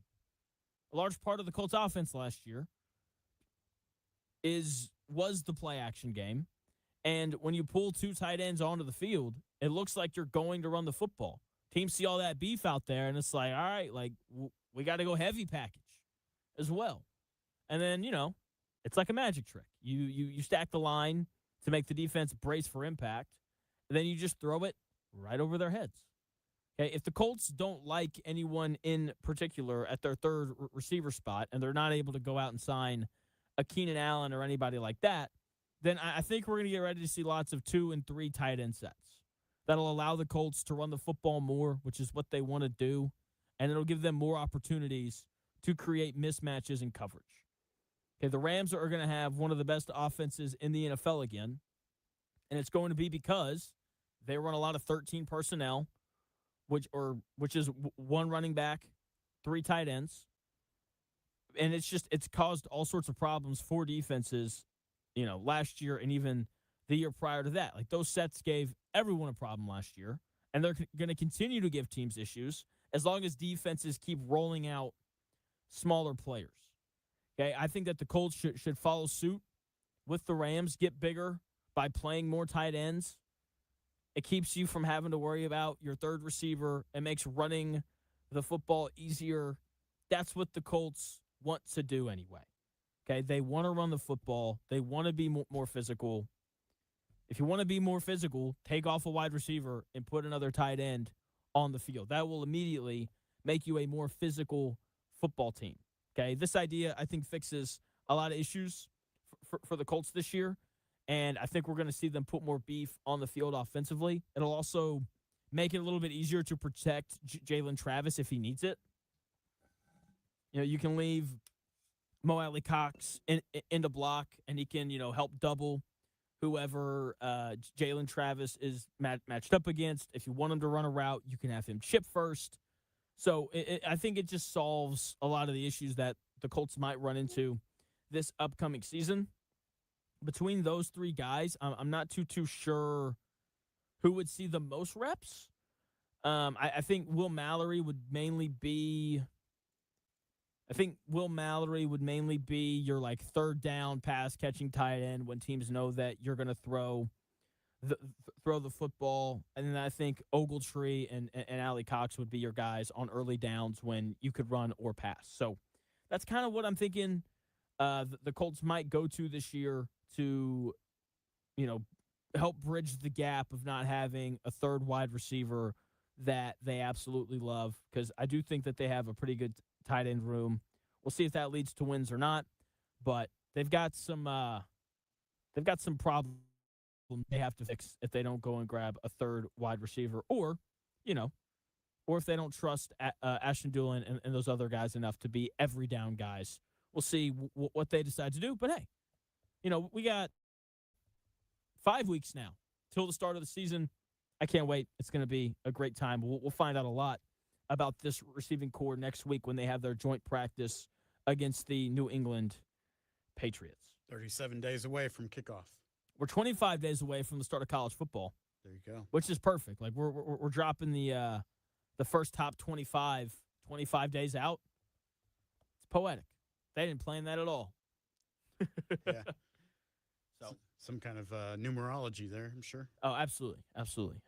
So that is something that I think we should be on the lookout for the Indianapolis Colts this year. I also think that we should be on the lookout for Josh Downs a little bit more often in the red zone. Look, the Colts are going to rush for a lot of touchdowns this year because Daniel Jones is a good quarterback sneak guy, and Jonathan Taylor is one of the 5 best running backs in football. But what about when they have to throw it in? What about when it's 3rd and goal from the 8? What does it look like for the Colts then? a lot of Tyler Warren. I think Josh Downs is going to get in on the mix with that as well. I'll tell you why. Josh Downs is going to be more of a red zone target this year in 3 minutes.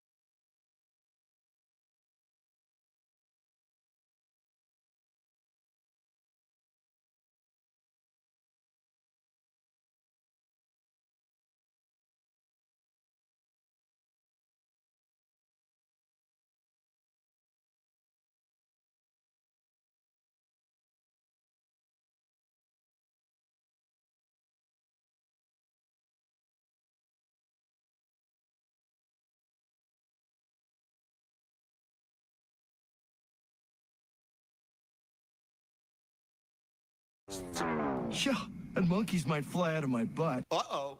The Real Jonathan Smith Show on Indy Sports Ticket 1430 AM, 93.9 HD2, and always on the free Indy Sports Ticket app. Colts camp is in full swing. Guys are doing media availability. All the good stuff is going on. And Josh Downs spoke to the media a little bit yesterday. And this year, the Colts are going to need a guy who can create in the red zone. Something that Michael Pittman Jr. did do for the Colts last year was lead them in touchdown receptions with 7. And I think that guy this year is mainly going to be Tyler Warren. Okay, because he's 6'6", and he has good ball skills and all that kind of stuff. Go ahead, Chris. Yeah, that's what you want. You want a tight end with good ball skills. I'm gonna have to. You're not as amused by that one? No, I had to search for the bell. I'm gonna have to position it better so that I can find it easier. All right. Man. That's a record. That's 3 bells in 20 seconds. That's pretty impressive. All right. So Tyler Warren obviously is the obvious selection, which with his size and his ability to make plays in the air. But what about Josh Downs? Okay, it is not uncommon to see teams play man-to-man in the red zone. You would think that Josh Downs' quickness would be a huge asset there, but it's tough to separate in the red zone. Trying to find open space in the red zone is like trying to create space in a telephone booth. Good luck doing that. Okay, but this is the beauty of having a guy like Josh Downs. He's so good at getting open quickly because he's a smaller guy who's just incredibly quick. You can't get your hands on him because he's starting off the line of scrimmage. Trying to press him is like trying to catch a mosquito with oven mitts. I think Tyler Warren is going to lead the Colts in receiving touchdowns this year. But at some point, teams are going to be like, the Colts really like throwing it to that 6'6" guy over there. Okay, so they're going to need a second threat at some point. Alec Pierce obviously makes a lot of sense because of his size, but why not Josh Downs? Here he is talking about potentially being a red zone threat for the Colts this year. Yeah. Definitely want to, keep getting involved in the red zone. I feel like that was a big thing for me when I was in college, and I even caught a couple red zone touchdowns last year. So I feel like, even though I'm a smaller guy, I feel like the red zone is a money place. You want to catch some touchdowns down there, so why not get involved? So, yeah, I'm excited for hopefully being more involved there too. Josh Downs right there talking about the potential of him being more of a red zone threat this year. Look, slants, whip routes, quick outs. Those should be money routes for Josh Downs. Relying on those routes in the end zone it's a great way for him to beat man-to-man coverage. Like, let him run those routes down there, and let's see if that leads to, a little more success for the Indianapolis Colts. I feel like if the teams are playing man-to-man, then he'll win the majority of the time. With that being said, they had one of the best red zone offenses in the NFL last year, and that's because of how they ran the football. Okay, this is part of why the Colts pass catchers, didn't have big touchdown numbers last year. Because when you have a guy like Jonathan Taylor and you have this offensive line, it's like owning a monster truck. Why try to parallel park a monster truck when you can just run over whatever's in front of you? Just hand Jonathan Taylor the football, and the points are going to come. Okay, so that's what's going to continue to drive the Colts' red zone offense. It's going to continue to be the way that the Colts score the majority of their touchdowns in the red zone. But if you have to throw it, I like the idea of giving Josh Downs some opportunities in the slot because he is the best separator on this Colts roster. That's why I think he's in for a really nice year this year. And I think we're going to see him do it on more than just underneath routes. He's a guy who can really move. So, in the past, he's been a guy who, really just kind of runs underneath routes. His career high for average depth of target is 7.2 yards. I think he tops that this year. I think, he pushes double digits. Maybe we'll see. Because as they expand Alec Pierce's route tree, I think it's going to open up opportunities for Josh Downs to do a little more than just be the quick underneath slot route guy who they go to on 3rd and 4. So I'm really excited for the chances that he's going to get this next season. I think he's in for what is probably going to be the best year of his career up to this point. If, and it's a big if Daniel Jones can stay healthy. Okay, so can't wait to see it. Should be a lot of fun this year. I want to go back to the new or the first college football play or the first coaches poll of the year because it's already happened. It's already happening. Okay, everyone is just like everyone that this benefits. So SEC fans. Okay, right now they're talking about how 9 or every team in the SEC is going to play like at least 5 ranked teams. There's not a team in the Big Ten who's going to do that. All of this stuff. Okay? So you're getting all the SEC fans talking about how this really matters right now. Like, top 25 matters and, yada, yada, yada, which I think it does. I think it gives you a good indication of which teams should be good this year. I think it gives you a good indication of what teams have a lot of talent.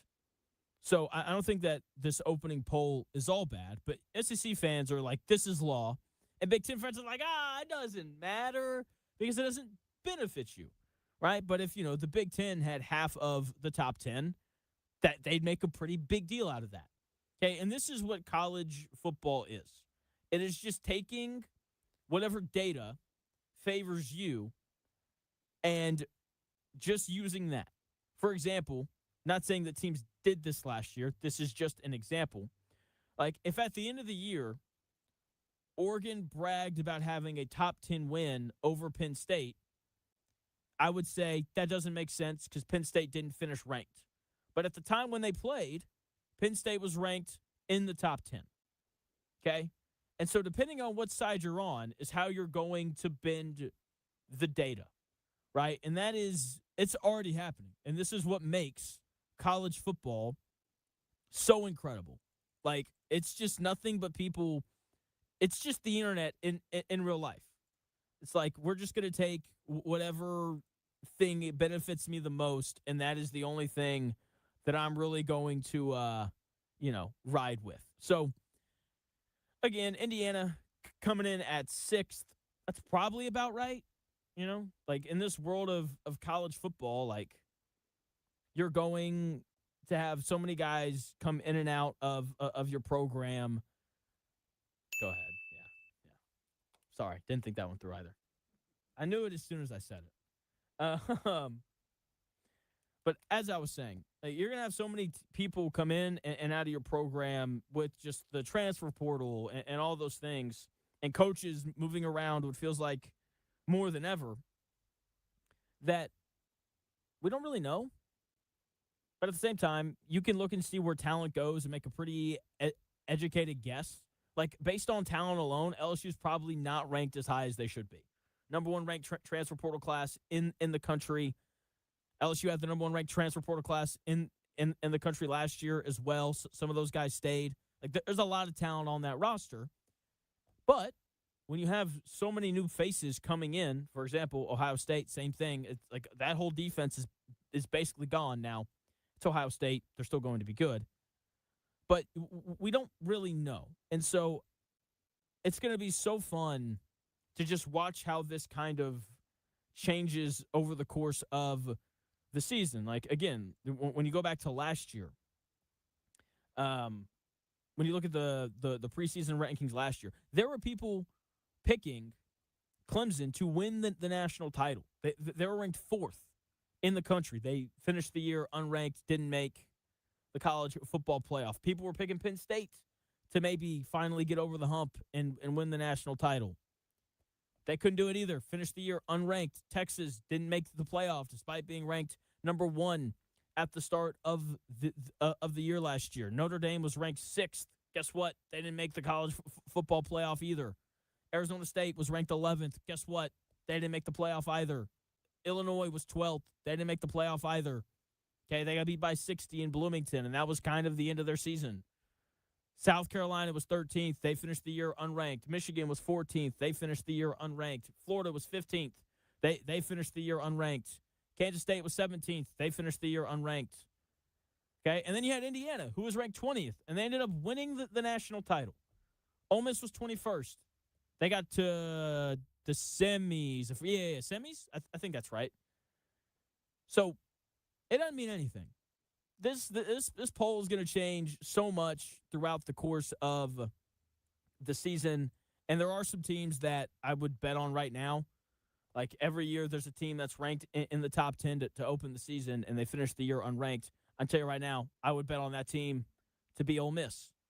Okay, Lane Kiffin and that offensive staff are gone. Some of the better players on what was a not very good Ole Miss defense last year transferred to LSU to follow Lane Kiffin. I know that Trinidad Chambliss is back, but they're not going to be as good. I'd be very surprised if they were, even though I do like Pete Golding. So, like, they'll probably finish, like, if I had to pick one, I'd probably pick them to finish the year unranked. Georgia's ranked 3rd. I think that they're going to finish the year as the number 1 ranked team in the country because they won the scheduling lottery in the SEC. They have a lighter schedule than a lot of these other teams. Like, Oregon and Ohio State have to play each other. Ohio State is going to play Texas. Ohio State has to come to Indiana to play. So Georgia's schedule is easier than everyone else in the top 4. Notre Dame's probably going to finish the year ranked in the top 3 because their toughest games like Wisconsin or Purdue or Michigan State or somebody like that.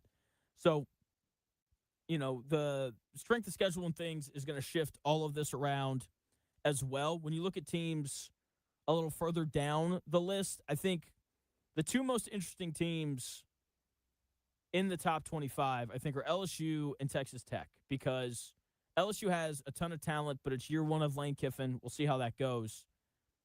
And then you have Texas Tech, who the narrative around them has been, probably going to be a lot like last year where they just don't have the quarterback to beat better teams. Will Hammond's a really good quarterback. I thought he played well when he filled in for a few games last year. He was a highly recruited guy coming out of high school as well. So, there's a lot of talent there. He's a good player.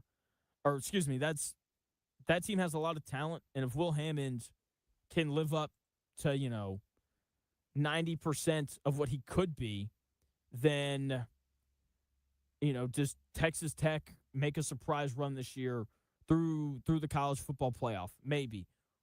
We'll see. I think that you have to really pay attention to Michigan, right, with their first year with Kyle Whittingham. I don't love them, but, I've been wrong before. I'll probably be wrong again at some point. Tennessee's a team last year who didn't beat anybody good. They just went 8-4 and won all the games that they should. They're supposed to be better this year. We'll see if that happens or not. A lot of people really like Washington. SMU has a lot of, camaraderie. We'll see how they look. Florida's an unranked team that, their problem last year wasn't the lack of talent. They hired a new head coach. We'll kind of see how that goes. Vanderbilt's unranked. We'll see how much better, if they're any better this year with, Clark Lee back. But these rankings, people are going to make out of them whatever benefits them the most. Okay, that is the reality of it. And so I don't think it means anything. I don't think any of the rankings really mean anything until we get to the college football playoff rankings. And can we not call them the college football playoff rankings anymore? They're really the college football playoff standings. They're just going to look at everybody's record, and whoever's, undefeated will be at the top, and then it'll be all the 11-1 teams and so on. So it's an interesting thing. I'm fired up. I'm ready for the start of the college football season. Can't wait to watch Indiana cakewalk through their non-conference schedule before they finally get to, play Northwestern in their first week of Big Ten play. Huge jump in competition there for them. So should be a lot of fun this year. I can't wait for it. We get to watch good old Coach Bill Belichick in North Carolina week 0, get it started in for the college football season. It's going to be a blast. I can't wait. So, Chris, sir, what is your approach this year to getting into college football a little bit more? Well, it's not like I've just never watched it before. I just, in this position that I'm in now as, producer and occasionally have my own show, I'll have to focus more on it. So I'm obviously going to start with the locals first. I'll probably keep an eye on IU and Notre Dame, which is the team I really followed the most over the years because of my roommates from the past, big Notre Dame fans. But yeah, we'll probably do that first. And then everything after the local teams, I'll probably just look at the rankings and kind of watch the top 10 ranked or the top 20 ranked, and then kind of follow the rest from there. Yeah, we'll do games of the week pretty much every week. And I know that with karaoke and stuff, I bet they'll be on at the bars. We'll be able to at least keep an eye on for them. sure. But week 0, it's gonna make me sound like a nerd. Week 0, Memphis is gonna play UNLV. That's a big deal because of all of the group of 6 competition fighting for that one playoff spot. Memphis and UNLV are usually 2 of the better non-Power 4 teams. So I can't wait to watch that game. I think that game's going to be awesome. And then, that's the last week 0 game. I think TCU is going to dog North Carolina, but, we'll see how that goes. And then from there, we get into week 1, and, Miami's going to play Stanford. That game will be interesting, maybe. We'll see. That's a Friday night game. And then Saturday, September 5th, let's go, man. That's opening day, huh? That's like college Christmas. Yes. Okay. That's exactly what it is. Even though, like, week one's weird because there's not a ton of great games. Everyone's playing their, like, weak non-conference opponents. So there's really only a couple great ones that week. Like, Clemson's going to play LSU. That game should be interesting. We'll see if it's any good or not. And then Sunday, because they always play games on Saturday, Sunday, and Monday for week one of college football. Right. That's when you get Louisville and Ole Miss. Wouldn't surprise me if Louisville won that game. Wisconsin plays Notre Dame that night, but that's going to be an absolute blowout. That game is going to be a no contest. And then Monday night, you get SMU and Florida State, which having a conference game week one is brutal. That sounds terrible for everybody involved. So, yeah, we'll see. Otter Creek thinks that you should become a hardcore Notre Dame fan and gloat to me anytime they do anything good. Okay. Look, OC, to be fair to me, I've been very defensive of Notre Dame the past couple of days with all this Indiana and Notre Dame scheduling stuff. I'll vouch for that. I've been pro Notre Dame the past couple days. All right, I just think that your schedule should consist of your toughest opponent being better than Wisconsin, Michigan State, and there's another bad team, and Purdue. Okay, that's all I've said. Notre Dame going to be really good this year. Might be good enough to win the national title. I really like C.J. Carr. Probably going to wind up in New York this year for the Heisman ceremony. But, play a tougher schedule. That's all I'm asking for here. So, college football, can't wait for it. Going to be a blast. I'll be invested in Arkansas football for the whole year. I'm going to lie at some point and say I don't care anymore. But, again, that will be a lie. So, can't wait for it. Should be a great, great season. We'll close the show out with a little Indiana backing out against Notre Dame. I got some news incorrect yesterday. I need to, make that right. When I heard that Notre Dame and Indiana canceled their series, I figured it was because Notre Dame wanted to play USC. That is, in fact, not the case. I'll tell you what really happened in 3 minutes.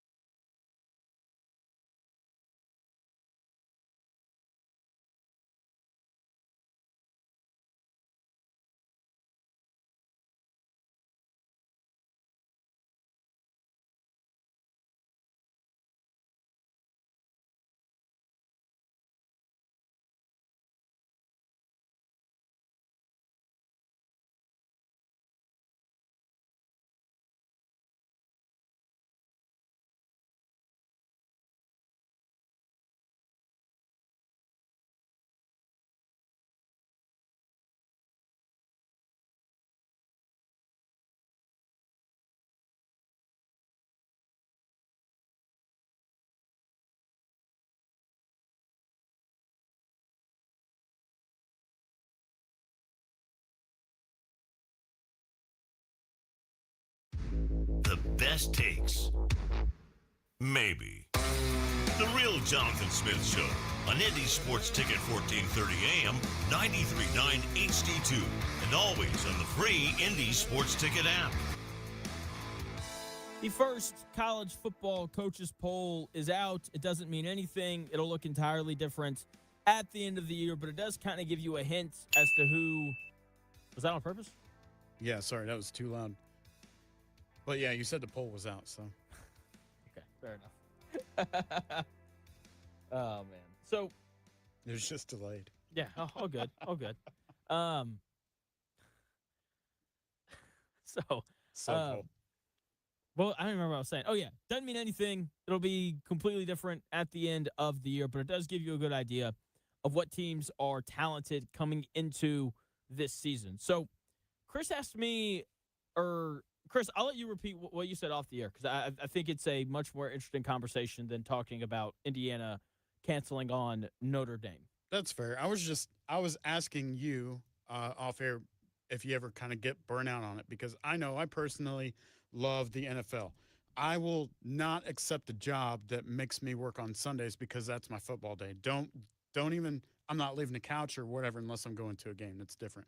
But that's my football day. I love football, right? But it's not that I couldn't feel that way about college, but it feels like I might get burnt out on it and not enjoy the NFL as much if I had it, more accessible, I guess. So I asked Jonathan off air if he ever got burnt out on it, and you said no. I mean, easily, but yeah, because I think people like the NFL for one reason, and people like college football for a different reason. First, like the way that the games are played are really different. Without nerding out too much, there are some disparities in the rules that allow you to do some things in college football that you can't do in the NFL. That's why offenses are higher scoring.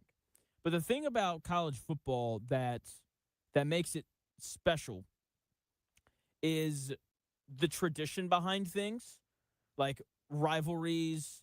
And I think a really good example of this is Alabama and Auburn. So it's one of the biggest rivalries in college football, right? So whenever Auburn wins, they have Toomer's Corner, where they have these two huge trees, and they roll the trees, or toilet paper the trees. Okay, yeah. Basically, an Alabama fan poisoned the trees, tried to kill the trees so that they couldn't do it anymore. And that's something that you just don't get in the NFL. So fans are different. Fans are crazier. If you've ever been to a high stakes college football game versus a high stakes NFL game, the crowds at college football games are so much louder and so much rowdier. So the atmospheres of them are special. It's a little bit different now because of the transfer portal, but guys that go pro that go back to the school that they were at for 3 or 4 years is something that's always really special. And so the tradition and the pageantry of college football is why I think a lot of people are drawn to it. That and the gameplay is also incredible, right? Because if the product sucked, then it doesn't matter how good your pageantry is. So I think that is the draw for me to college football. It's the history and the tradition. Whereas the NFL has the best football players in the world, and I like watching that. Right. That makes sense. That is the difference for me. That's fair. I mean, that makes a lot of sense. Like I said, I had roommates, not now, but I had roommates, huge Notre Dame fans, right? So every time Notre Dame every season would play, what is it? Their biggest rival, USC or something, right? Yep. USC, Miami is up there as well. Yeah. So every season that they would play that team, then my roommates would make a slap bet, right? Which, if Notre Dame won, then my roommate got to slap the bejesus out of the other roommate and vice versa. Naturally. And this was an event that they made a trophy for, and it was a yearly event. And had it not been for that, I may not have been as big of a college football fan for that. But yes, I see the pageantry kind of tie it in there, that because we don't have that. There's some of that in the NFL, but not as much. The Colts and the Texans are rivals. Right. But it's not the same as Ohio State and Michigan, where if Shane Steichen, for example, Shane Steichen is 1-5 against the Texans. Ryan Day, he's not 1-5. But, like, this is a guy who, like, was getting to the college football playoff every year, competing for national titles, finally broke through a couple years ago.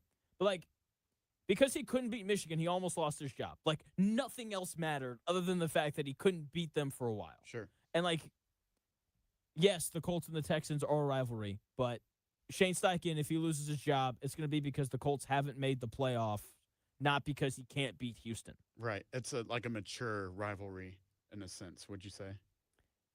Yeah, I guess so. Yeah. Okay. There's certainly more maturity in the NFL. I won't argue that at all. Otter Creek chiming in saying, tradition in college football is dead. Only the fans care about the rivalries. The players are looking to change teams every year and have no sense of loyalty. Yeah, man. But, I mean, look, I'm at a point with like, the transfer thing where it's like, I love working here. If I work here for the rest of my life and I do this show from noon to 3, I'm going to be really happy. Right. That's another thing. But if Fox calls me and is like, hey, man, we'll quadruple your salary, I'm going to leave. And in a heartbeat. Zero question. So I get it from the player's standpoint. But yeah, that's another unattractive thing from college. It's like, man, I can't keep up with the players' names because they're always switching teams and like this one's going in the NFL. I mean, yeah, it's fun to watch the really, really popular standouts or the Heisman candidates or whatever because, you know, those are consistent. But like I can't keep up. There's so many schools, so many players. It's like, I don't, right? So here's what I would do. I'll give you a list, okay? If you have a sheet of paper. Do you have one or do you need one? Okay. So write these teams down. Okay. You ready? Miami. Let me pull up my thing here. We can. Oh, okay. Okay. Keep your thing Not over there, that sir. thing. Not that thing, but okay. All right, Miami. Let me pull up the rankings really quickly. I want to make sure I missed anybody. So like Miami, Ohio State, Oregon, Georgia, Texas, Notre Dame, Indiana. Those 7 for sure. There should be 7 teams on there, right? Yep. One of those 7 teams is probably going to win the national title. I would start there. I would learn all that you can about those 7 teams because those 7 teams should be relevant through the entire season. And then when we get to like week 5, maybe we add LSU to that list. Maybe we add Oklahoma to that list. They've played Michigan by that point. And then we can add in the other teams as we go. But, like, I would have a baseline understanding about those 7 teams. If you have a baseline understanding about them, then you're pretty well equipped for who the main characters of this college football season should be. Fair enough. I also like to see the upsets, too. That's entertaining, but I don't know. If it's on, I'll watch it. It's not like I'm like, it's oh, always man, college on, man. it's It's always on. Like, we're going to get, I mean, they're playing games on Thursdays, Fridays. You got Maction on Tuesdays. I'll be honest. I'm not going out of my way to watch Maction. I just, I have a wife. A few years ago, I would have gone out of my way for it. Not anymore. But yeah, dude, like, it's just the pageantry, huh? Saying Maction? What is that? Maction. So the MAC conference. Oh, okay. They play games on Tuesday nights. I see. And it's called Maction. And so, yeah, man, like the pageantry of it. And like the other thing about college football, the reality of it is there's really only like at most 4 good games a week. I think that's kind of the limit of it. Like you'll have like a good noon game, you'll have a good 3:30 game, you'll have a good 7 p.m. game. That's usually how they try to structure it. But sometimes there's an extra one in there somewhere. So you can kind of plan your day around it a little bit easier. Whereas like Sunday, NFL teams are so good, and it is a predominantly 1-score league. Where like anybody can beat anyone on any given Sunday. So you've really got to sit down and pay attention. Whereas, like, give me here. Let's go week 6. Okay, week 6 of the college football season. You're gonna want to watch Georgia, Alabama, whatever time that game's at. You're gonna want to watch. What else? That might honestly be it. You'll want to watch USC and Penn State. That'll probably be the nightcap. You'll probably get a whiteout game there. And then you're going to want to watch Texas and Oklahoma. So, like, those are the only 3 games on that Saturday that if you're going to cover the sport well, that you absolutely need to watch. And then you just kind of plan your day around those 3 games. That's fair. So, I like that aspect of it as well. So, anyway, Chris, besides the 7 teams that we need to pay attention to this college football season, what else did we learn on the Real Jonathan Smith Show? All right, class, what did we learn today? Yeah, this has been the moving around in the slot of the tight end room edition of the Real Jonathan Smith Show. That's incredible. We learned that, I learned that the MAC conference on Tuesday nights is called MACtion. That sounds funny to me. It's a good one. We learned that it sounds like this will be the first year of my entire life that I watch more college football than I ever have in my existence. And you'll love it. It's great. Oh, I'm not doubting. I'm looking forward to it. We also learned that as a kid, Jonathan was so tough that he would play tackle football on concrete and tackle other neighbor kids through fences. Correct. All right. Correct. We learned that in Florida, there's a restaurant that you can go and have a steak dinner while being completely nude with other guests. I forgot that we talked about that. Yeah. Thanks, C. Fitch. Do you know what the name of the restaurant is? No. The Tight End Room. Shut up. That's good. And then, of course, we learned that Thursday's Hall of Fame game is the equivalent of the NFL being a dry desert with a near empty lake, and the water in that lake is Kenny Pickett versus Carson Beck. Hey, it's water, baby. I'll take it. Right. Yeah. And we're thirsty. So I think that's that's what we learned today. We are thirsty. That's why we talked about the tight end room all day today. Right. Definitely a tight end Tuesday. There you go. But that's what we learned today. Great list of stuff. What a show today. Today it's flown by. It's been a great time. Thank you guys so much for tuning in. No matter how you tuned in, if you could go subscribe to the YouTube channel, it's free.